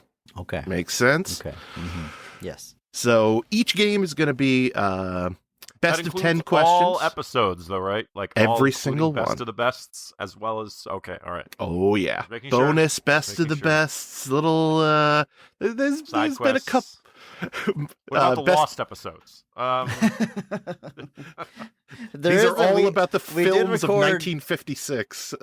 Zack Snyder's Justice League that was never released. So Ooh. Because it's like as long as the movie is, it's terrible. Like, yeah, you will never hear it, listeners. But we'll talk about it on occasion. we like it was one of the we were like workshopping the idea. Like there was this mindset of like, well, we got to kind of walk through the whole story of this movie. And even by the end of that episode, I was like, we cannot do this. Like we cannot do this for every movie. We'll That's be here forever.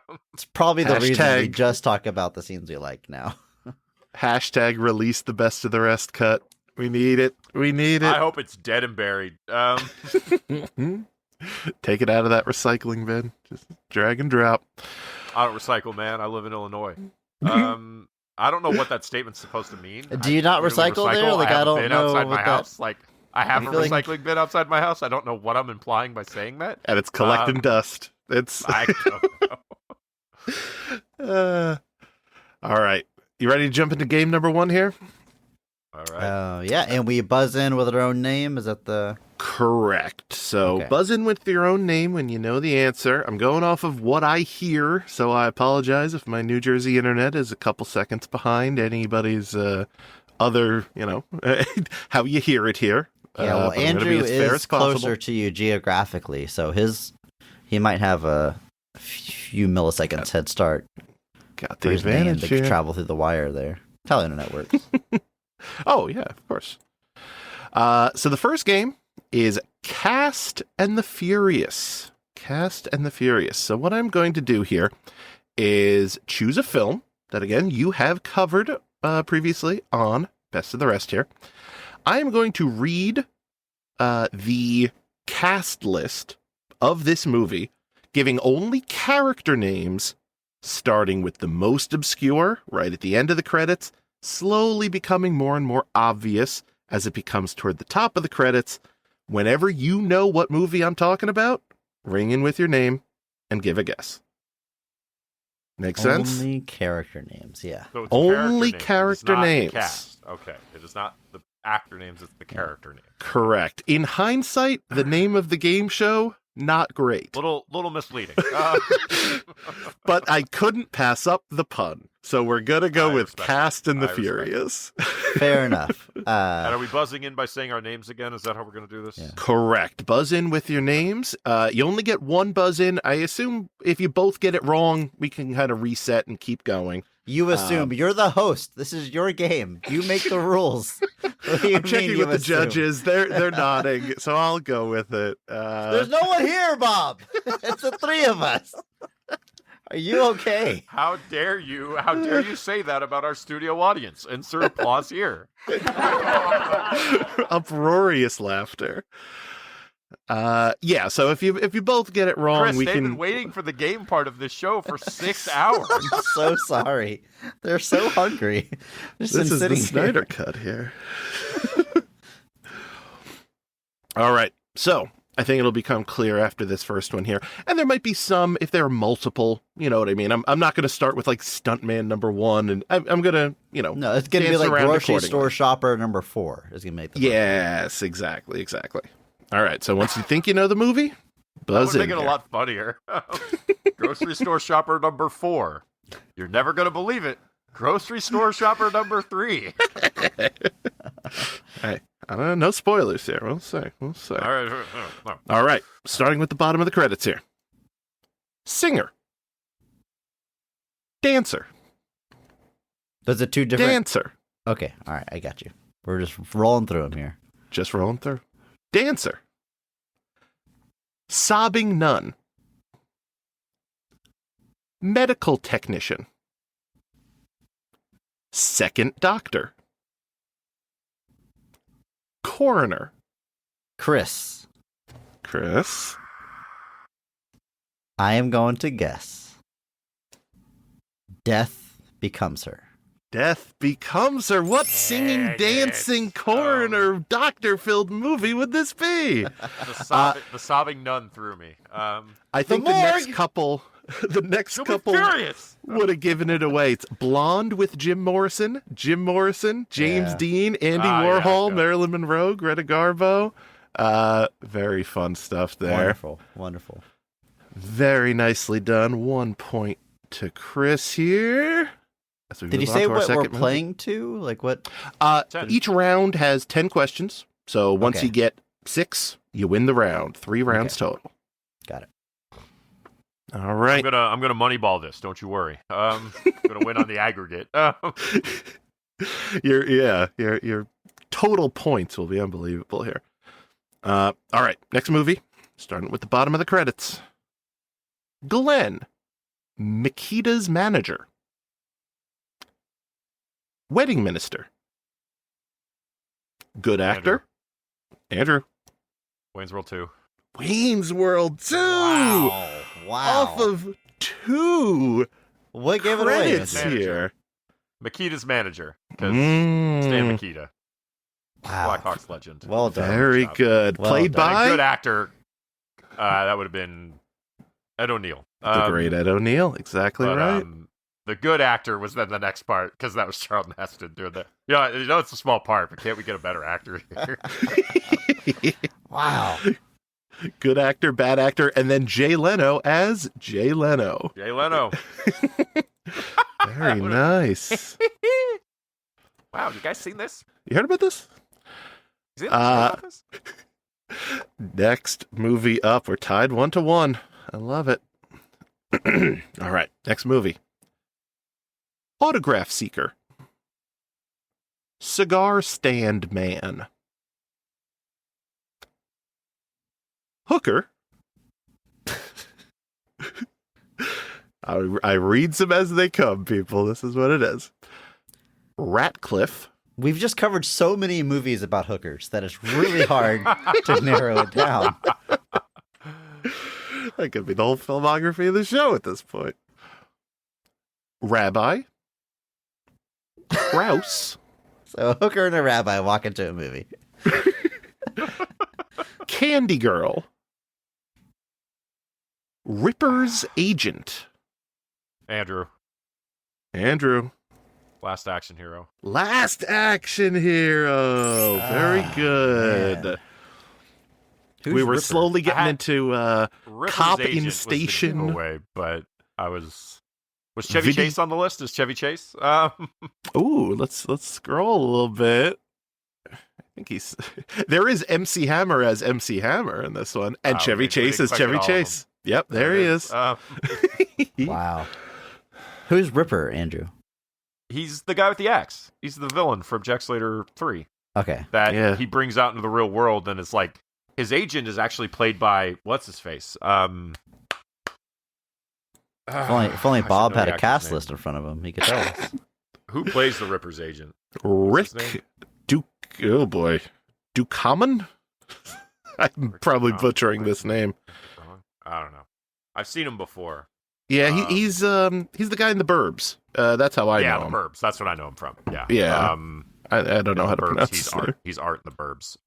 Yeah. But yeah, he it's also in Groundhog Day. He's one of the guys that Bill Murray takes on the joyride. Oh yeah. But yeah, I was like, because he's the one that, like, when the Ripper shows up to the premiere as the Ripper, he's like, "Oh God, what is this, man?" Like, he's like, I get what you're going for, but we gotta fix this. Like, so. All right.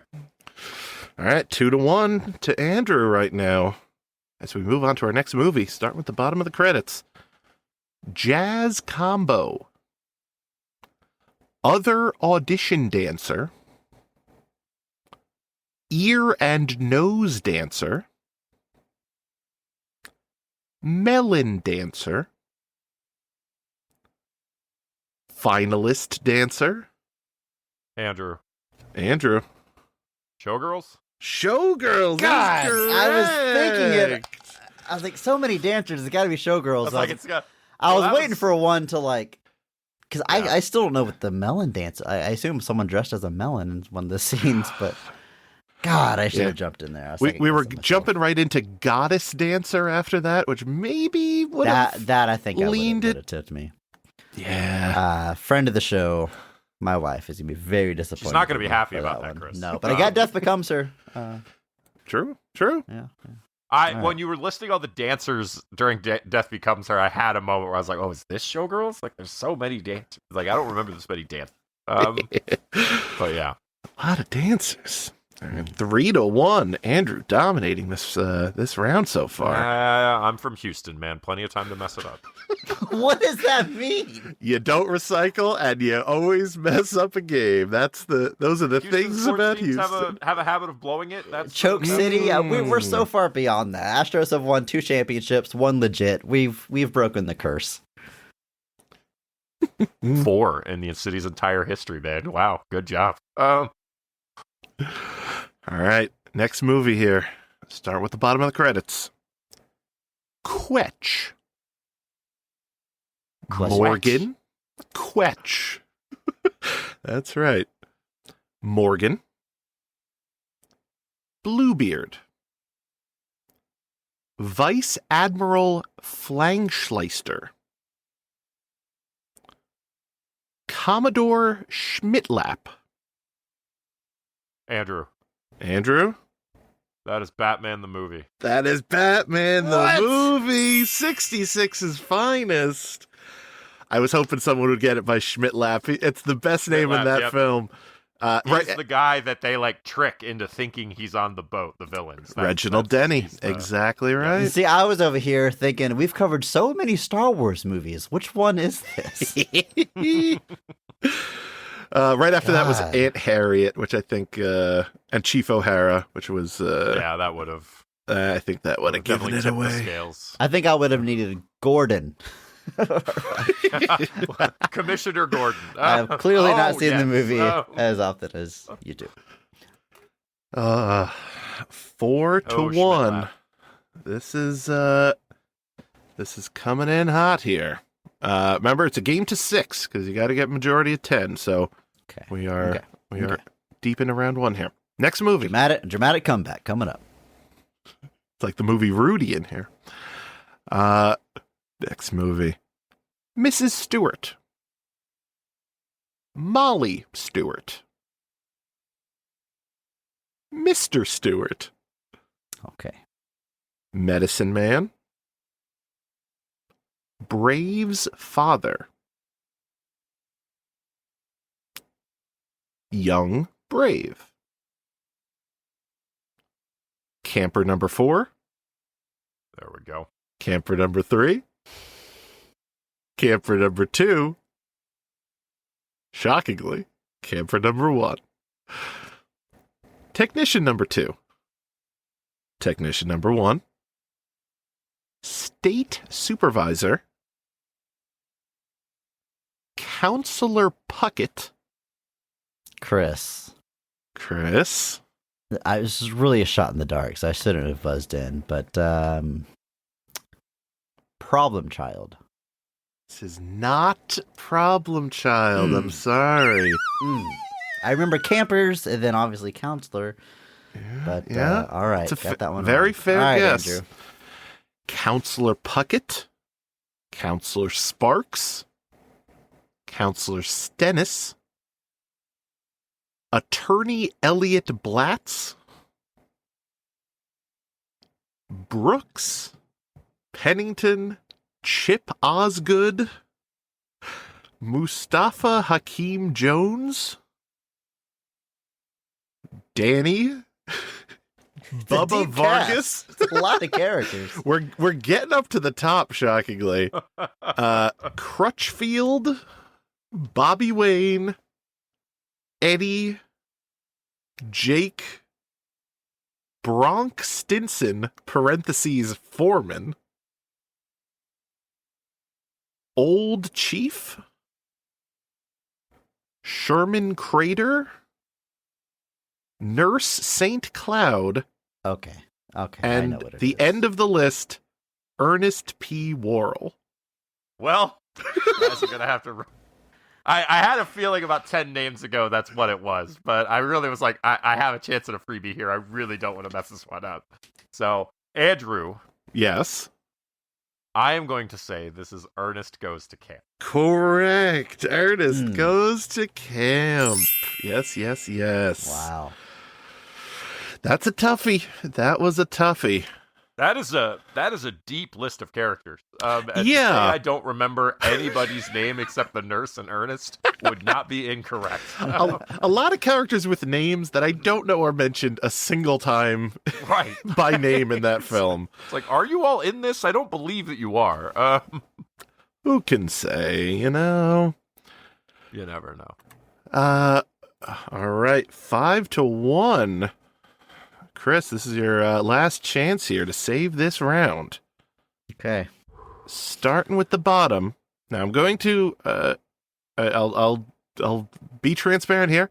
I got to leave out the last person on this list because it will just give it away in one. So we're going to go from the second bottom of the credits Okay. here. Amelia. Phantom. Student. Drunk in bar. Arnold. Parentheses. Voice. Chris. Student number. Chris. Is this the film known as Casper? This is the film known as Casper. Well done. What was the one you didn't want to say? That was good. Casper on Screen by Devon Sawa. I think that was a little too A little too on the nose. a little bit. I don't remember his name, but the guy that does the voice of Wacko on Animaniacs does the voice of Casper Jess doing the Harnell. impression of Arnold. So when I heard Arnold voice, that's what clued me. Apparently Jess Harnell. I literally said Yeah. that. Oh, who knew? Apparently Andrew. I to me, I would not have gotten this until the Crypt Keeper (parentheses voice), which is for some reason the part of that Ray movie I Stans remember. on that list, or does Dan Aykroyd go uncredited in that? Ooh, good question. He goes uncredited, as does Dangerfield. Clint Eastwood. Clint Eastwood. Clint shows up Eastwood in that. uncredited. Wow. Oh, nice. Yeah. Bill Pullman uncredited. That'd be too good. All right, 2-5 here, clawing his way back into this. It's one, folks. Easy. Next movie. Truan, Jeng, Smitty, Bone, A Tall Woman, A Toller, A Toll Man. And this is Atoll as like Atoll, I think is how it's pronounced sometimes. Atoll, one word. Not a toll, like Yes, a space toll. Exactly. Okay. I just want to make that clear. I thought you were saying a tall at first with a strange accent, like a tall woman. I might be mispronouncing that word. Yeah. Drifter. Plane Gunner. Pilot. Depth Gauge. Depth gauge. Depth Gauge. Someone played depth gauge. Okay, all right. That sounds like a transformer. It sounds like a meter that you stick in water. Like, how is that a character? Well, it is, but Depth Gauge. Next one. Sawzall Smoker. what? Toby. Doctor. Ledger Guy. Hellfire Gunner. Deacon. Gatesman. Old Atoller. Old Gregor, Gatesman, Elder, Anola, Hydroholic, Trader. Chris. Andrew. Oh, I heard Chris first, just by a hair.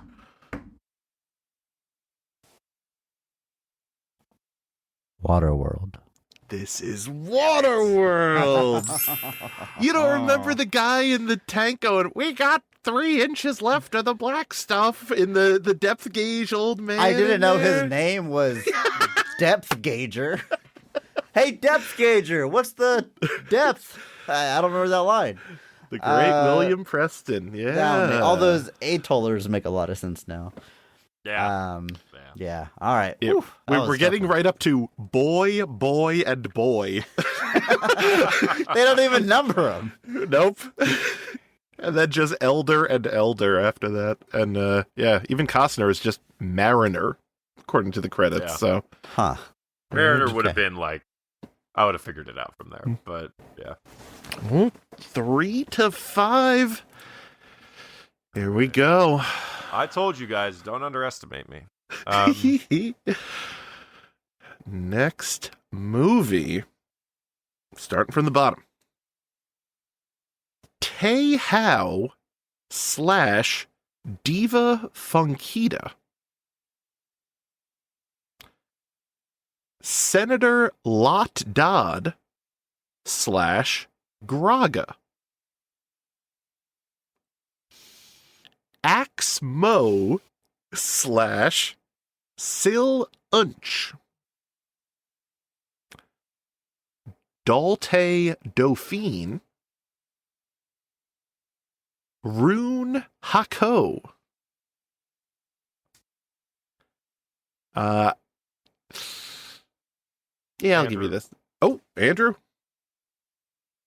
Cloud Atlas. Incorrect. Smart guess, though, with all the dual rolls. Okay. But, Yeah, very good all right. guess. This next one I'm very on the fence about giving, but I think I'm going to give it because there's not a whole lot here. And Chris, you can run the gamut if you want. So next one here is Darth Maul / Battle Droid Commander / Gungan Scout. I mean, I think I know it, but I want to hear a few more. TC-14, Mm-hmm. Yeah, who could forget the robot? Yeah. Axe Mo, Yaddle. We all know Yaddle. Yeah. Deepa Billaba, Even Pael, Mm-hmm. Mm-hmm. Yariel Poof. You can't fight this writing. Sacy Tiln, A.D. Galea, Eth Koth, Melee, Amy, Kitster,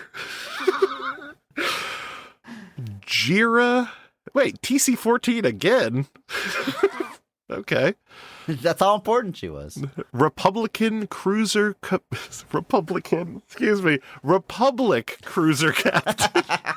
That was a bit of a Freudian slip there. I apologize. Sabe, Sachi, Palace Guard, Mm-hmm. Mm-hmm. Mace Windu, Yeah, I know that guy. Fighter Pilot Bravo 3. How is Fighter Pilot Bravo 3 above Mace Windu? I guess in this movie, Mace Windu's not in it a lot, but still. Fighter Crazy. Pilot Bravo 2, and in a shocking twist, Fighter Pilot Bravo 5 gets top credit over the two of them. Okay. Dalte Dauphine / Plo Koon / Bib Fortuna.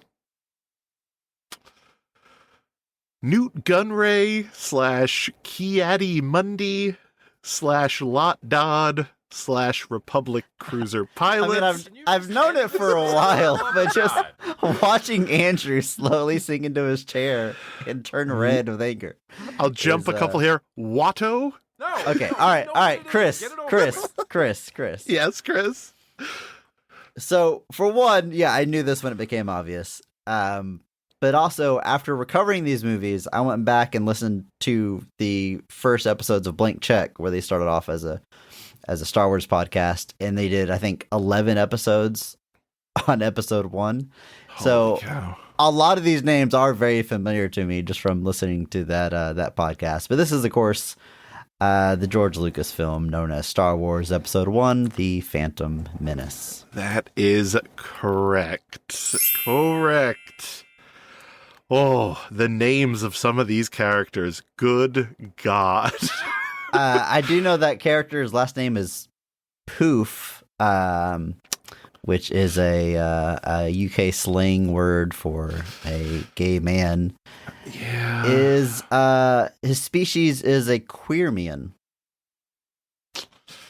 As subtle as a boulder to the face. You give George Lucas full creative control, this is what you get. Oh, But man. he had a plan, man. That means it was good.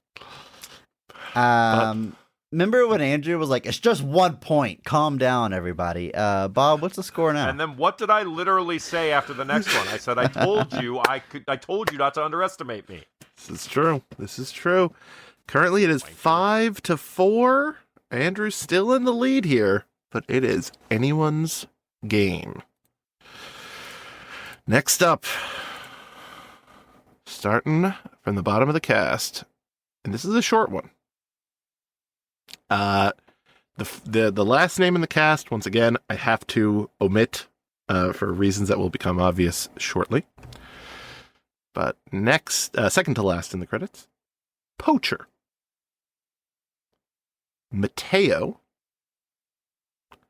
Denise Kalberg, Gary Dixon, Warren Westridge, Dr. Stephen Kale, Paul Cerrone, I suppose it could be Cerrone by the spelling there, Danny Rich, and top of the credits, Terry Flores. That's the top billed character? Correct. Well, it is not what I thought it was. Yeah. But I guess I can say what I thought it was. I thought it was Congo, and that's what I was holding on to. But I hate locking into something specific, because then I can't think of other things. But I heard Poacher, I thought Congo. I was like, oh, the last credit's probably like the voice of Amy the gorilla. That's why I can't say it. But Terry Flores? Terry Phantom. Terry Flores, now from top down. Terry Flores, Danny Rich, Paul Cerrone, maybe? Dr. Stephen Kale, Warren Westridge, Gary Dixon, Denise Kalberg, Mateo, and Poacher. And then one more that, again, I cannot say currently. No, that's fine. At one point, Andrew, you and I sat down for 2 hours and discussed this movie in detail. It went like character by character through the cast. Like at some point in our lives, these were front of. I'm Chris. just going to do one thing and make sure I didn't accidentally pick a movie you didn't cover. But Chris, yes. Is this Anaconda? This is Anaconda. Correct. Is the voice of Anaconda the last one? It's Frank Welker? Anaconda parentheses voice played by the great Frank Welker. Correct. It wasn't even that long ago we talked about this movie, but It's like a month. Mateo is the cameraman. That suddenly popped into my head. But like Terry Flores, who is that? It's Jennifer Lopez. Jennifer. I don't remember that name at all. That's crazy. Yeah. Ice Cubes, Danny Rich, Who's, John who's, Voight, Paul Cerrone or Cerrone. Yeah, Danny Trejo is the poacher. Okay. Owen Wilson, Gary Dixon. Yeah. Wow. That's it. Wow. Yeah, John Voight is Paul Cerrone. I don't remember those character names at all. That's crazy. No, because that movie is Jennifer Lopez and Ice Cube against John Voight at a stake. Yeah, I think as we discussed the movie, we just called them all by their names. I told you I'd blow it, guys. Don't you worry. Oh, well, there is one chance here in classic Best of the Rest game show fashion. We are down to our tiebreaker here. It is 5-5, and I have prepared a tiebreaker here because this happens every time I'm on. Every time. All right, so for the round here, to claim round one, starting from the bottom of the credits. Police Commissioner. Fire Commissioner. Public Works Official. Plaza Hotel Man. Woman with Fur Coat. Andrew?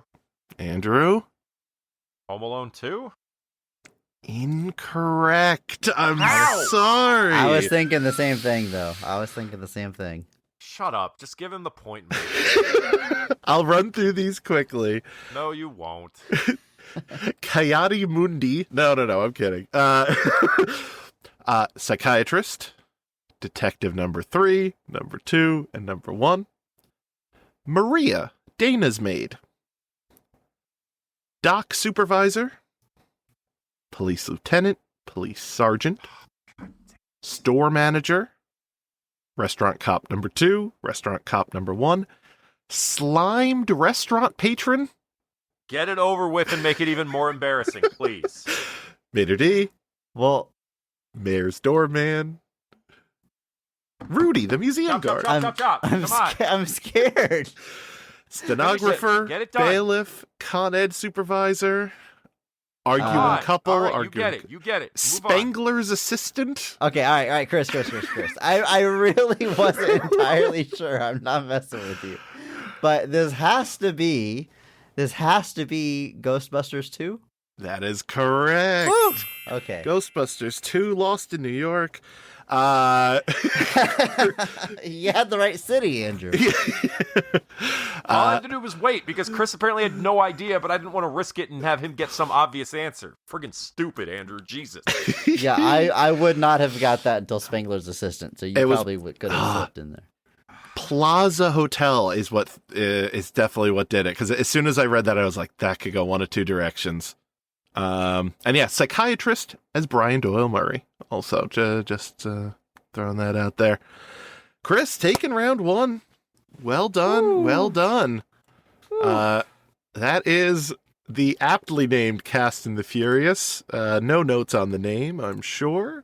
But we're going to move on to round two. Scoreboards are clear. We are back to 0-0 here. The second game is Top Comment.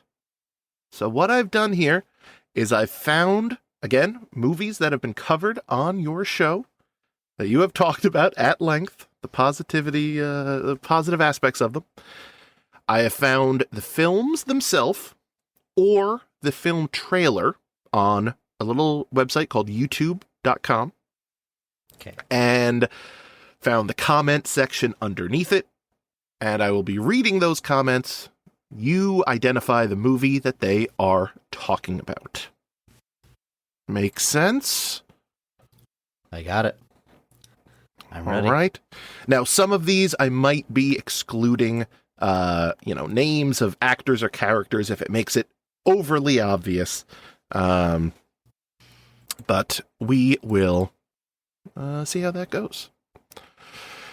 Comment from Mary Cherry 2001. My favorite movie as a kid, and still is. I watch this at least once a month, and I'm 40.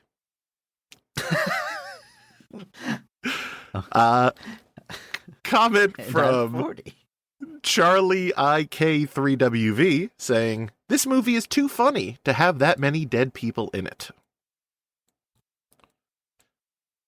Sassy Cassie 405 says, this movie is the original Among Us. JD5368 Those last two comments do not go together. Blank is such a playful, fun addition to every movie he graces the presence of. Smiley face with kisses on it.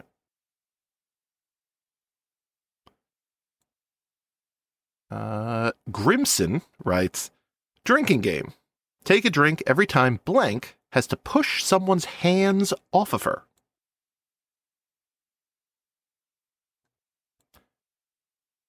Damien D. Mills says, this Chris, movie needs to be I just gotta seen. jump in here. Chris. I just gotta jump in here. Clue. Clue is correct. That's what I thought. Wild. Wow. Yes. But the original Among Us, I'm like, oh, it's The Thing. But like everyone else is talking about a comedy. Uh-huh. Compare this to Among Us is kind of strange, but Gabby Not really. Bliss's Among Us is just comment. one of us is the killer. Like, same concept. I guess. Not gonna lie, the water pressure in the shower that Wadsworth walks into looks amazing. That is the top comment on here. Which, not lying. Not lying. What's this? Another door? Perfectly lit.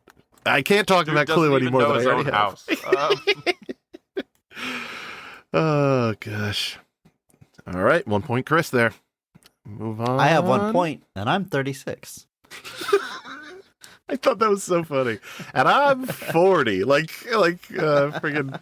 It's like that old SNL bit with Yeah, Molly Shannon. with- With, that's- like 50 years old. I'm 50. And kick and stretch. 50. Oh, so good. All right, next movie. From Nocturnal Mission 6822. Okay, buddy. Okay. I'm just reading one of them. I'm just reading. We're Says, really talking about farts, Chris. I don't know what everyone is complaining about. This really wasn't a bad movie. Derek Patterson, 8534, says, Blank's performance in the karaoke scene is classic. I can watch it over and over. Well, I know what this is. Chris, Well, your little flub helped me a little bit there. I know not the flub you're referring to. But karaoke sequence. This is the cable guy. This is the cable guy. This is the cable guy. My favorite one up here was Lou Johnnin reading the comment, or putting the comment, Owens Wilson's character had the most punchable personality I've seen. LOL. Yeah. And then another guy saying, I still want to know if Ben Stiller killed his brother. Fair. He sounded Asian. I really am a fan of that movie. All right. Next movie. This movie was far scarier than most modern horror movies. It bases much of its horror off of extreme suspense and not cheap jump scares, which puts you on edge throughout the entire film. From The Mistook? Sure. Very underrated movie. It's a masterpiece. Fantastic Scenes writes, something about this film is so terrifying. The score, the music, and sound are what do it in this film. This film Cubed- analysis is top level. As they say, media literacy is dead. At Cubed to the X writes, this is one of those movies you need to watch twice. That twist was so violent back in 2004. Andrew? Oh no, that twist was so violent. That's what was written by Cube to I'm the just X. clarifying. That's the comment. Where That's I cut off the was that twist was so violent back in 2004, and then I cannot say any further. That twist was so violent in 2004. Well, that narrows it down a little bit. It has a twist, and it's violent. No other discernible information from that comment at all. None? Ah, God.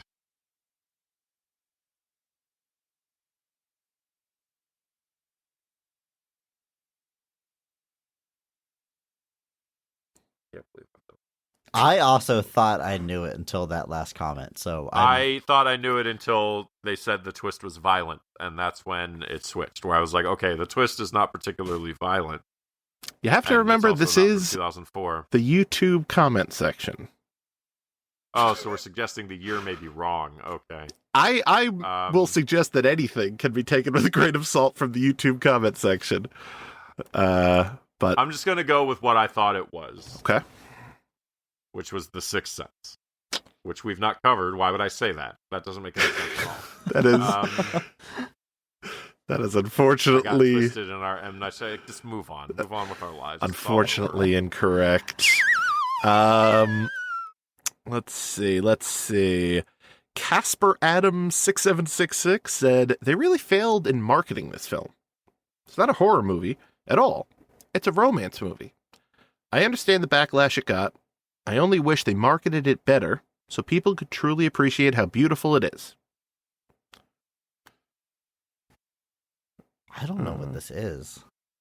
I don't want to give the names of the actors because that would just give it away. Who would possibly slip and just give the name of the actor? CB2877 said, I love this movie. To me, it was more of a drama than a horror. Blank and blank were great, but blank was outstanding. Terry Charlney said, I might be biased, being a massive blank fan, but this movie is criminally underrated. Great story, fine characters, and a blind female strong lead in blank.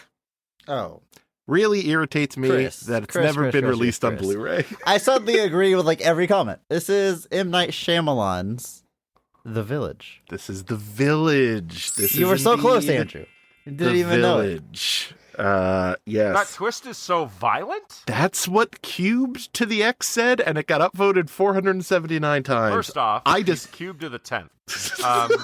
Secondly, man, I'm cubed. I'm cubed to the X. Their picture is a whatever. amalgam of an Futurama Xbox and a reference I was trying to squeeze GameCube. in there, but Yeah, it's not a very violent. I guess him falling in the pit is relatively violent. That's not where the twist happens, though. There's a couple of twists. Yeah. But none of them I would consider violent. Like, the twist that, like, the creatures aren't real, I don't think that's, like, violent. No, I they just agree, open a closet. Yeah. marketing was a disservice, but I also have no idea how you could have marketed that movie. But I love it. It's a great movie. I'm also a Defender. Just release a blank trailer that just says M. Night Shyamalan's The Village 2004, and people would have still watched it at the time. So That's true. Yeah. All right, Chris, 3-0 holy hell! here in round 2. Next movie. Comment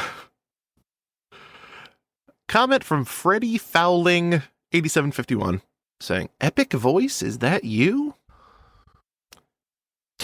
Emma Smith 1381 says, "Such an underrated movie, I swear to God." Laughing face emoji, laughing face emoji. 1997 Residente said, "Christopher Nolan has great taste." Well, we haven't covered Heat. The Kaiser 1156 says, "Hey, this movie was awesome. Why is people saying it sucked?" Why is people saying it sucked? Beermageddon 4323 says, "Blank is one of those actors that acts the same way in every movie, but I'm not mad because he's hilarious." Oh, Chris. Oh, yeah. Chris? Christopher Nolan loves MacGruber. This is MacGruber.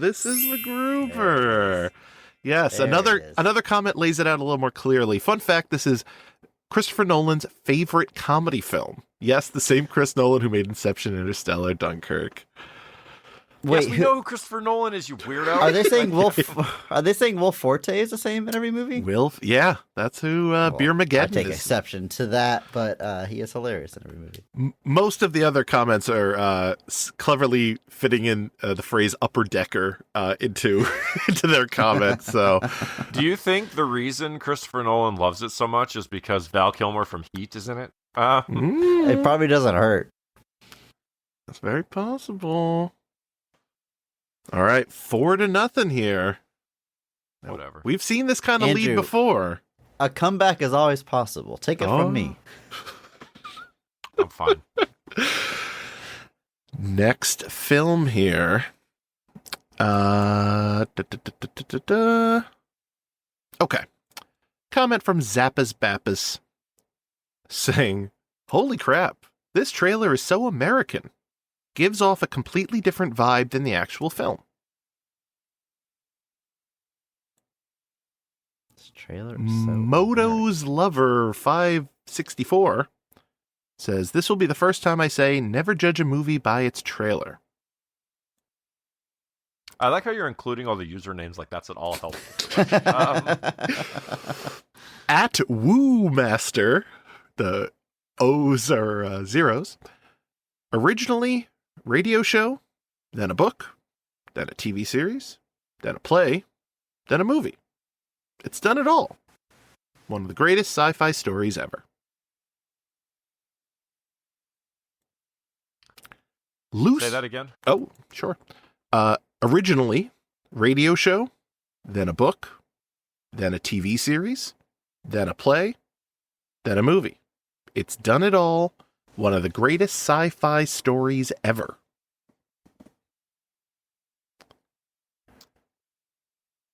Loose Groose writes, "Blank wrote the screenplay for the film. So if you're complaining that the film is different than the book, it's how he wanted the movie to be. I like the way the film is unique from the book anyway."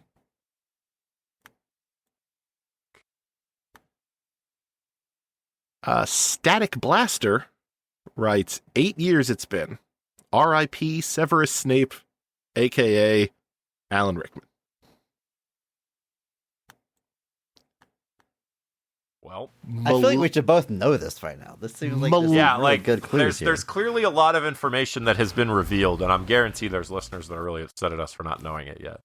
Malothia writes, "Wait, doesn't Zaphod Beeblebrox have 2 heads?" Oh, Andrew. Andrew? It's Hitchhiker's Guide to the Galaxy. Hitchhiker's Guide to the Galaxy. Correct. Douglas Adams wrote the screenplay for the film. Douglas Adams. He co-wrote the screenplay. Yeah, a lot of people complaining about the trailer, which I don't know. I thought it was fine.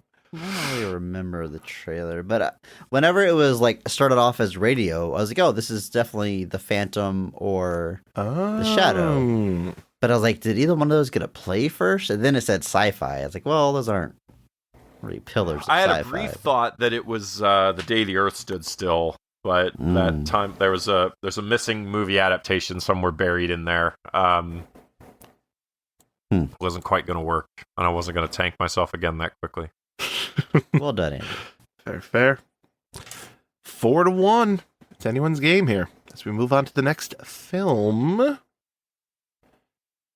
Phil Mel B 1022 says, "This and first blank movies were the best. I don't understand why it gets so bad reviews. It was well done in every way." I love that, like, every single one of these is like, I don't get why people think this is bad. Like, there's always a comment that's like, I don't understand. Cujo Sandlot 8233 says, "This movie looks better than a lot of stuff today. Practical over CGI."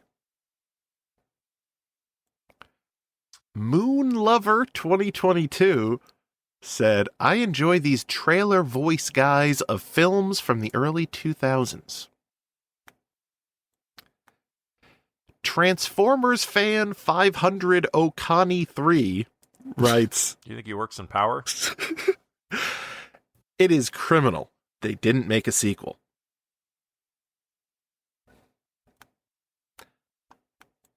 Princemore 2022 writes, "Blank. The guy who directed Batman did an awesome job making the movie iconic!" Exclamation point, exclamation point, exclamation point.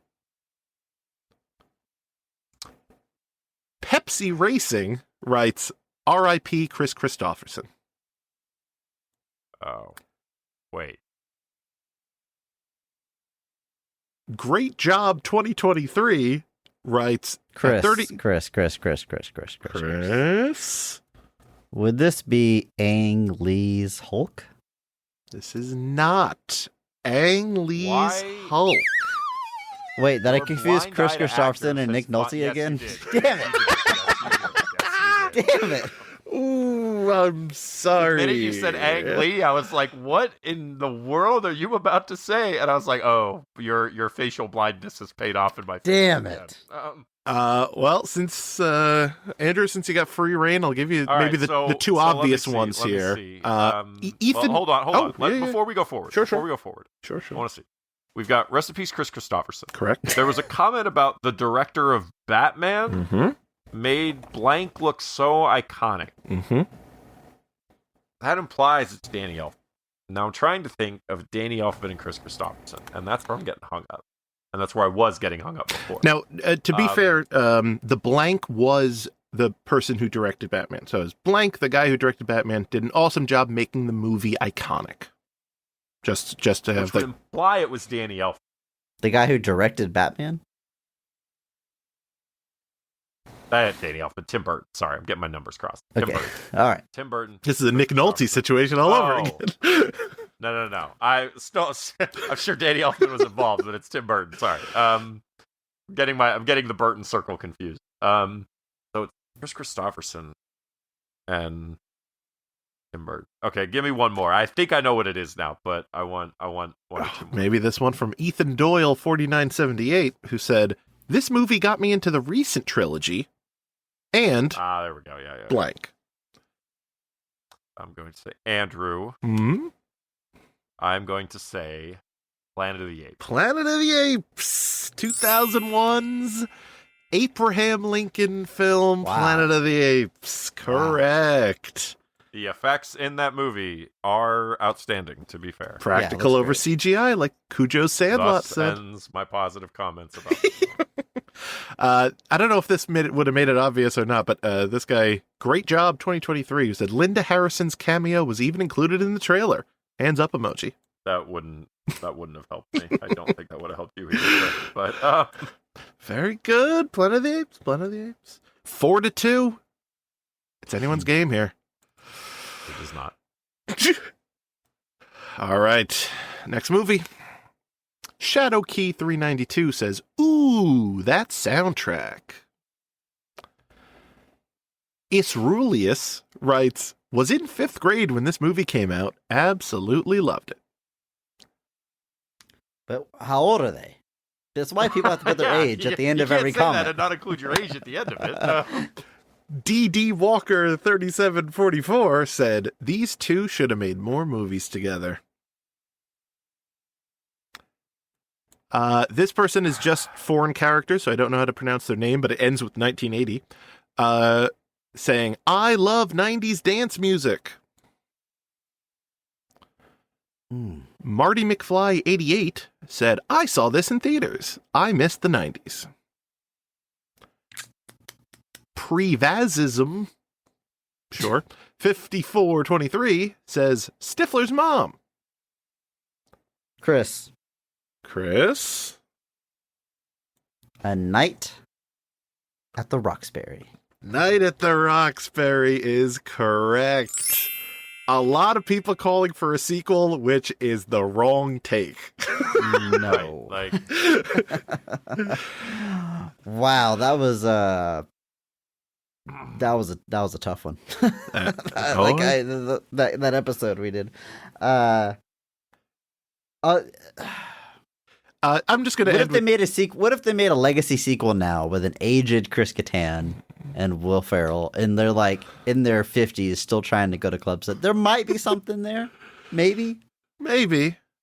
According to Nice3358, he insists that Chris Kattan could have been a box office comedy star like Adam Sandler or at least Jim Carrey. What a talent. no. And 26 He could've people been. agreed with him. So Why wasn't he? What do you mean he could have been? He could have been if what? he was a star of could have Monkey been a Bones. contender. Yeah. and Corky Romano. Brendan Fraser is the star of Monkey Bone, folks.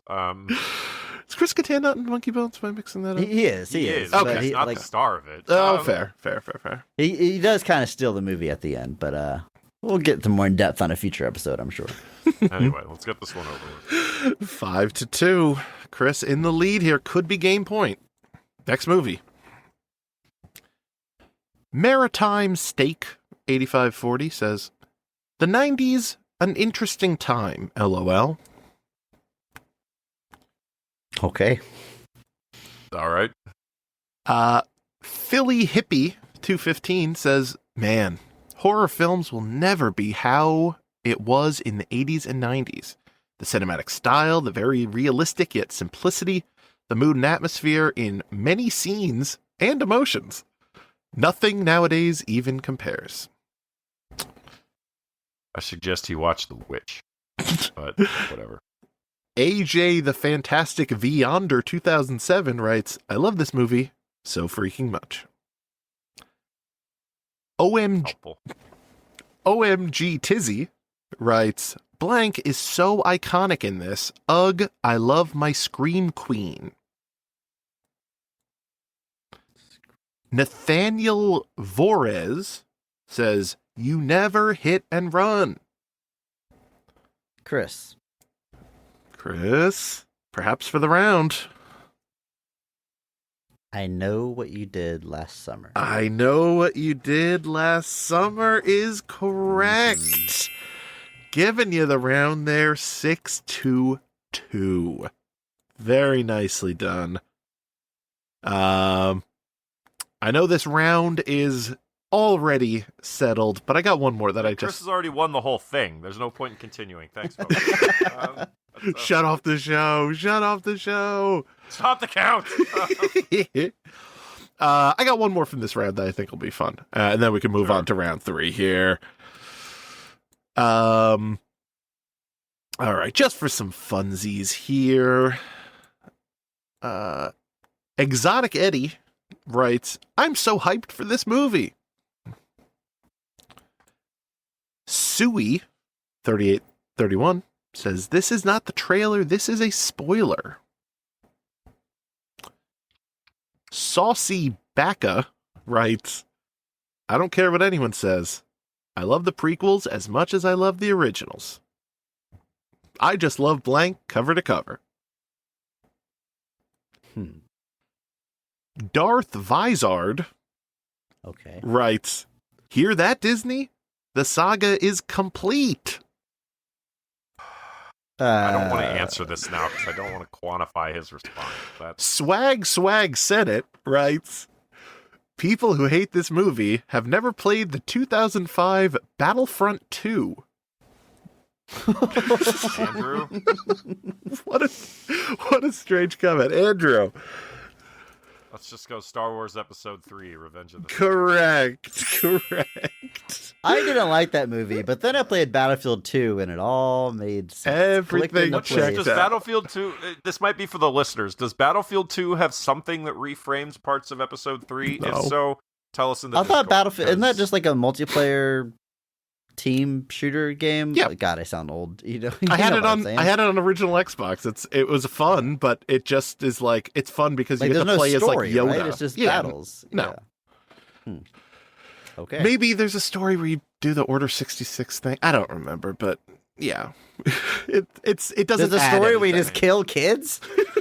Oh, God. Maybe? I don't Oh remember. my god. Chris, Just you took... murdering the young children. Now I love the movie. Now I get it.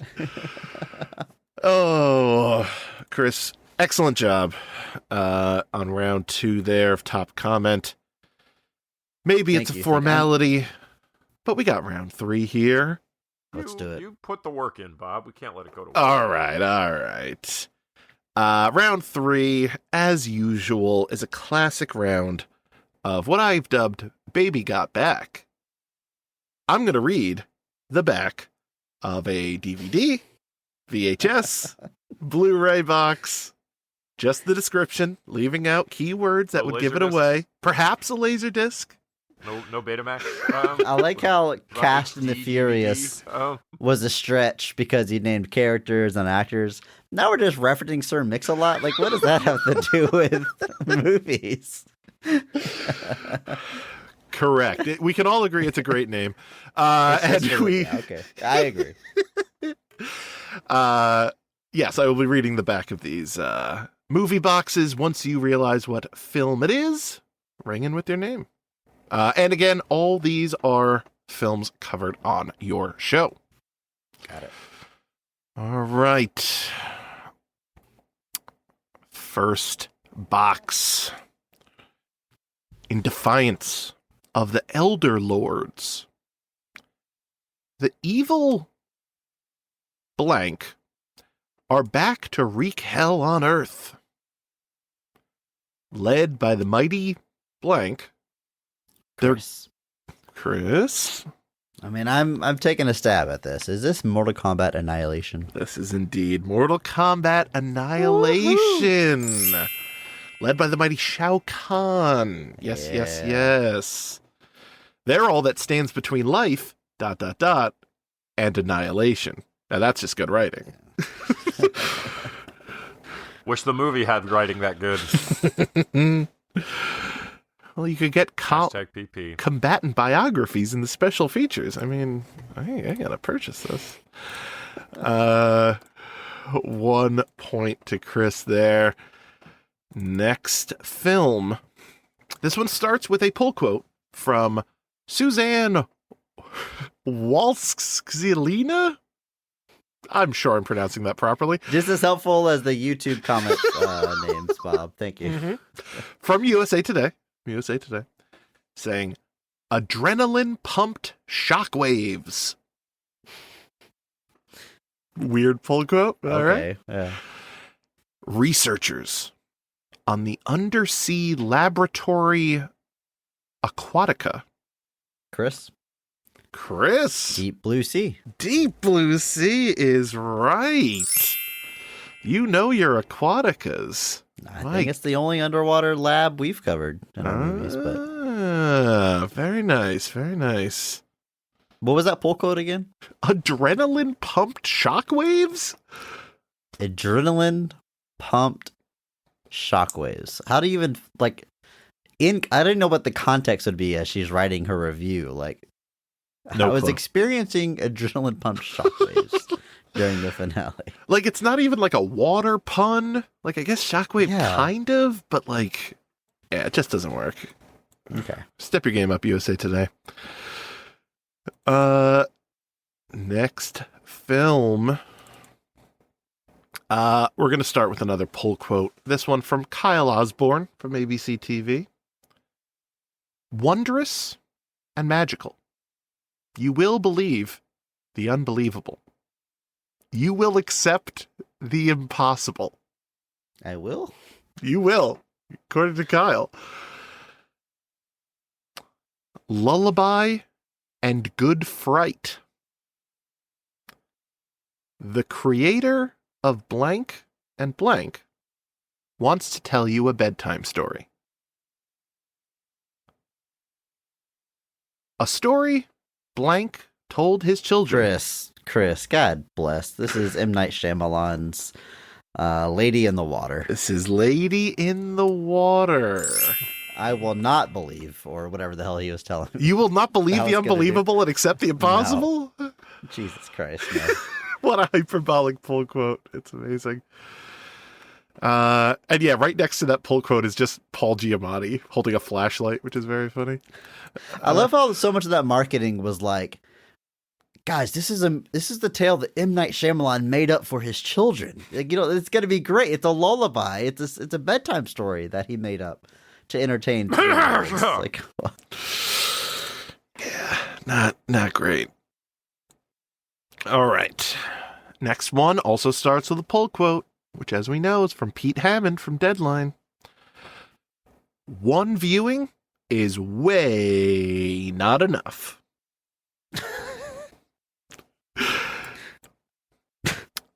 Is the way helpful? No. but he put 5 A's in there, so I have to honor. I thought that might Not be a enough. clue. Blank presents their most significant mistake yet. His days as blank behind him. A listless blank toils away at civilian life. But when his home world is threatened, he reluctantly suits up as he tries to convince blank, oh hell, just watch it. What? That's the back of the box? Mm-hmm. That is how the back of the box ends. It's in widescreen. It's got Dolby 5.1. Rated R. What? Andrew, you have When any... his whole world is threatened. He suits up. I can say it Suits without up. the first blank. I think that might help you here. Marvel Studios presents their most significant mistake yet. Oh, Marvel Chris. Studios presents them. Yeah. Oh, wow. Yeah, this is Deadpool and Wolverine. This is Deadpool and Wolverine. It's got a cheeky little thing. Okay. Oh, hell, just watch it. Just watch it. You know, that's not a bad way to Look, sell that movie, you know? I like that movie. We did a bonus episode. I praised it. Once is enough. You can just see it once.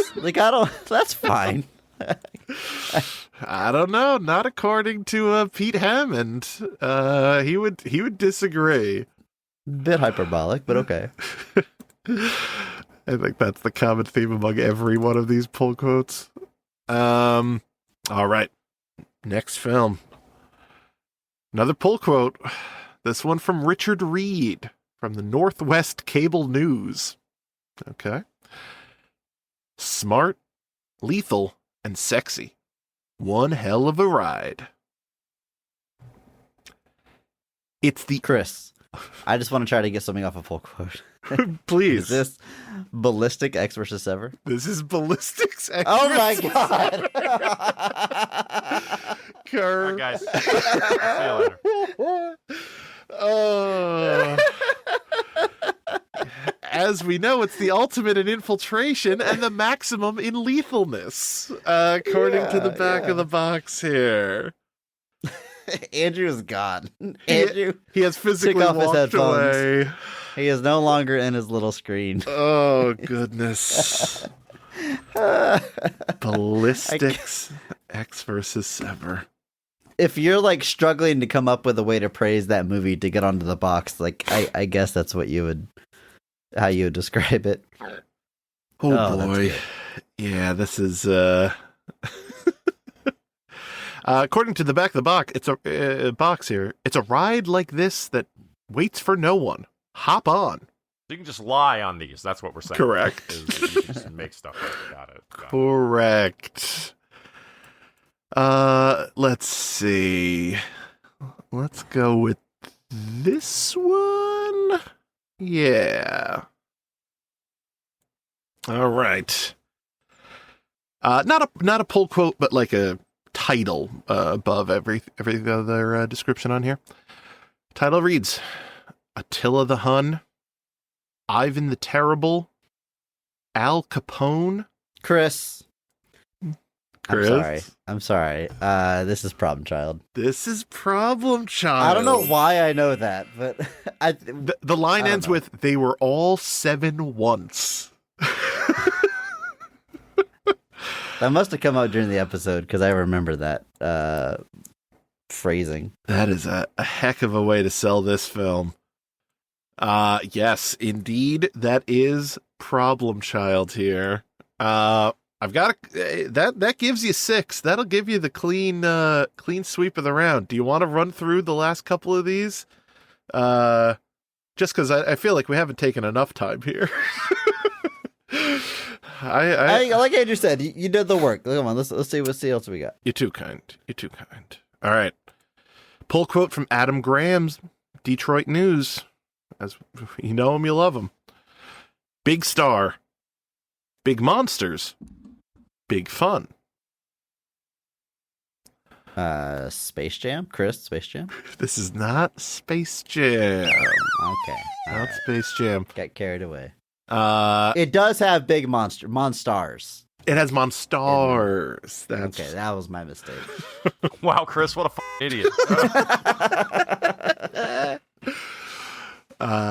Primatologist Davis shares an unshakable bond with blank, the extraordinarily intelligent silverback gorilla who's been in his care since he was young.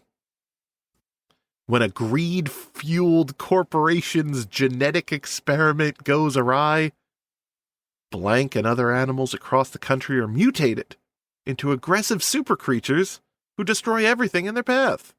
Oh. I actually did not know this. I would have totally been I wrong. was going somewhere else originally entirely. In Yeah, this- I thought it was I know now. Congo, but it's clearly not. Yeah, this is Andrew. This is the Dwayne Johnson vehicle Rampage. Rampage, correct. I thought it was Congo. The first line, Yeah. I thought it was Congo. Not- I was like, primatologist. genuinely We've was only like- covered one movie with a primatologist. He's got a bond with Amy the talking gorilla. Yes, yes. Mhm. Yeah, the first two lines, I was like, oh, it's Congo. So. Special Well, feature. glad it wasn't part of the actual round, because I would have messed that up too. So, Special feature just called Not Just a Game Anymore. So that's fun. I don't know what. Okay. Because it's a game. All right. Pull quote from the Los Angeles Times. Charming and funny. Just think of a movie that you've watched that's charming and funny. Sure. close it down. Big action, big fun, big movie. Blank is one huge adventure. I won't bleep this. Meet the Commando Elite. Oh, Chris, Oh, come on. Andrew. I mean, we know what this is. I heard it at the it's same small- time, it's- so you could say it at the same It's time. Small Soldiers. It's Small It's Small Soldiers. Absolutely. Big action, big fun, big movie, Small Soldiers. That's just good writing. Yes. Who doesn't love that? Again, if only. That movie's great. That movie has great writing. Great. Easy. We are the Commando Elite. Everything else is just a toy, Andrew. Okay, we've established the movie has a good tagline. Good, quite a few to choose from, no less. All right, next one. A harrowing tale of rescue and escape from a colonized Mars in the year 2025. Chris. Chris? John Carpenter's Ghost of Mars. This is indeed John Carpenter's Ghost of Mars. Very good. In that futuristic year of 2025. Oh, boy. Is that when it takes place? Mhm. 2025? Yeah. Wow, we got a big year ahead of us, fellas. Elon Musk said he's going to put people on Mars by the end of the year. There you go. This is And going he's to... always That's come because he's a through on liar, everything though. he said. To be clear, that's because he's lying. But, yeah. All right, we got one more here. Let's round out the show with, as I always love to do, a pull quote from the Watertown Daily Times. This time, there's more action, more special effects, and more mayhem. So it could be any sequel ever made. Okay. What newspaper, what publication is that from? The Watertown Daily Times? That's how far they had to search to find a full quote for this movie. Watertown. I don't even know where Watertown is or if that's slang for some other larger town. Very unclear. But all right. Back of the box says epic action and mind-blowing effects rock the planet in this thrilling reinvention of the sci-fi classic blank. Blank portrays blank, an otherworldly being whose arrival on Earth triggers an unstoppable series of events that Andrew. I think Andrew got you by a hair. Fair enough. Andrew, what do you got? Is this the day the Earth stood still? This is the day the Earth stood still. Certainly is. See, I was wrong. It's not a sequel. They were talking about in comparison to the original. Yeah, Okay. which Fair is enough. an Fair enough. interesting pull quote. To compare to a 50s Again, movie. What a friggin' idiot! Like, just can't believe it. Oh, very nice. Well, at the end of No, that was the opposite of nice. I got my ass kicked. I thought it was pretty nice. I thought it was a pretty nice game. I enjoyed it. niceness aside, Chris, congratulations on your victory Thank you. here. Thank you. Thank you. Andrew, you put up a heck of a fight. No, I didn't. I got absolutely stomped. I got points That on both first round sides. was a nail biter. I got points on both sides of the board here. But gang, what you should be proud of, more than your game show achievements here, is 200 episodes of this show. Well, thank you. Thank you. It is commendable. So I always love being on here to put on these shows just to give you a little retrospective on all the things you've covered.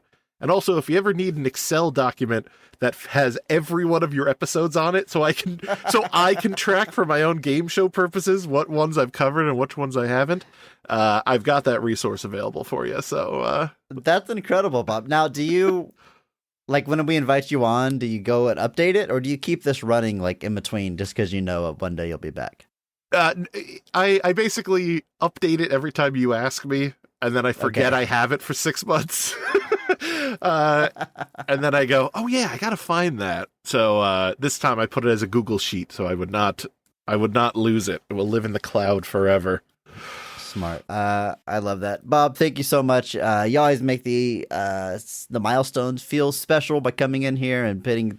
I love how much work you put into a show that's not even yours. You do it just because you're the sweetheart of podcasting, as I've said a million times. But listeners should know, if they somehow don't already, that if they want more Bobby Buel in their life, in their podcast feed, they can get much, much more of it by listening to your podcast, 99 Questions, which I am a huge fan. We've talked about it plenty of times. But Bob, give the listeners a rundown of what they can expect from your show.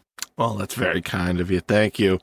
Yes, it is a interview show that I host called 99 Questions. I've had a shocking amount of guests over the last 5 years. Folks in comedy, folks in podcasting, folks in the gaming world, actors, pro wrestlers, people that I would not expect. If you're into a Dropout or D&D at all, give a click through there.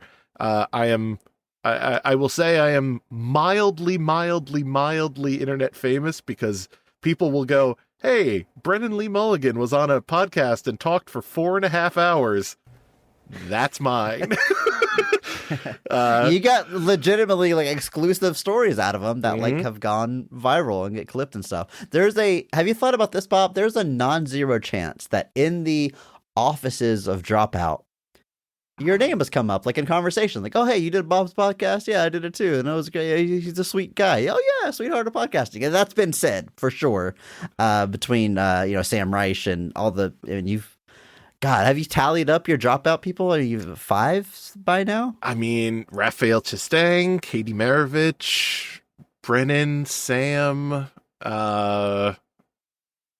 are a few like episodes of Game Changer where like I'll kind of nudge like my fiance and be like, I interviewed everyone and the host.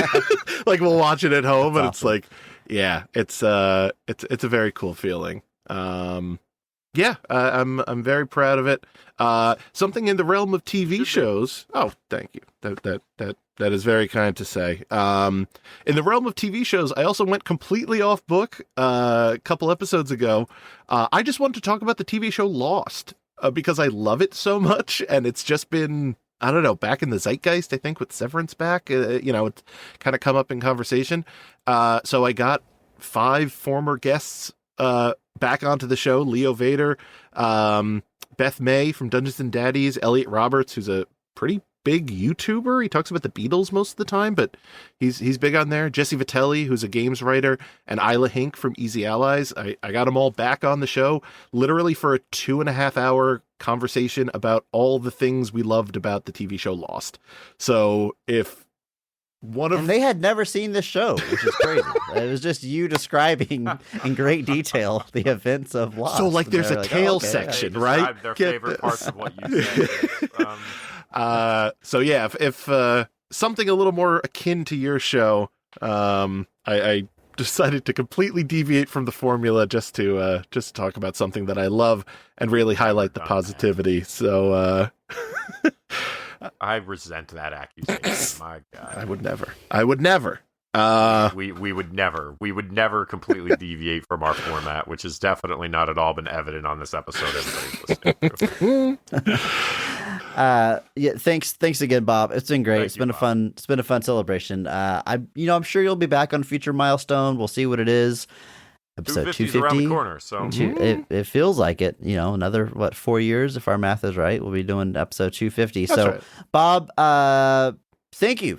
I'm going to you. read some credits. Just hang tight here. Please. We want to Mark Benavides, he needs of his course, shout out. Thank Mark Benavides. Thank you so much for singing our theme song, and thanks to Mitch for making that music. You can follow him on Twitter. I still say Twitter at I'm a Biggie Boy. Check out our show notes for the SoundCloud link. You can also find our store on TeePublic for some Best of the Rest merch. And if you enjoyed this episode, please share it with a friend, because that's the only way that we grow. Follow us on social media at BOTRcast. Thank you.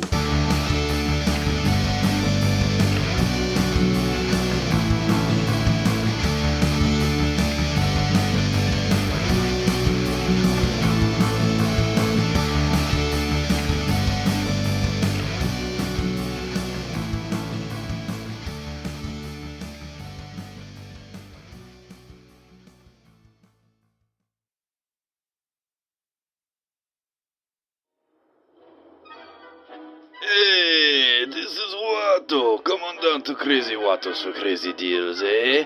I've got the parts for every ship in the galaxy. Why would a chance cube dealing with Jawas when the best prices on Tatooine are right here, eh? I've got the pod racers, I've got the X-Wings, I've got the shiny bikes that go really slow for a very unsatisfying chase scene. I know what you're saying. Watto, how do you keep these prices so low? Well, don't tell the Empire, but if you do, what are they gonna do about it, eh? So come on down and I make you the best deal in the Outer Rim, eh? All sales final, no refunds, no trades, and no Republic credits. So come on down to Crazy Watto's, where the deals are hotter than the sands of Tatooine.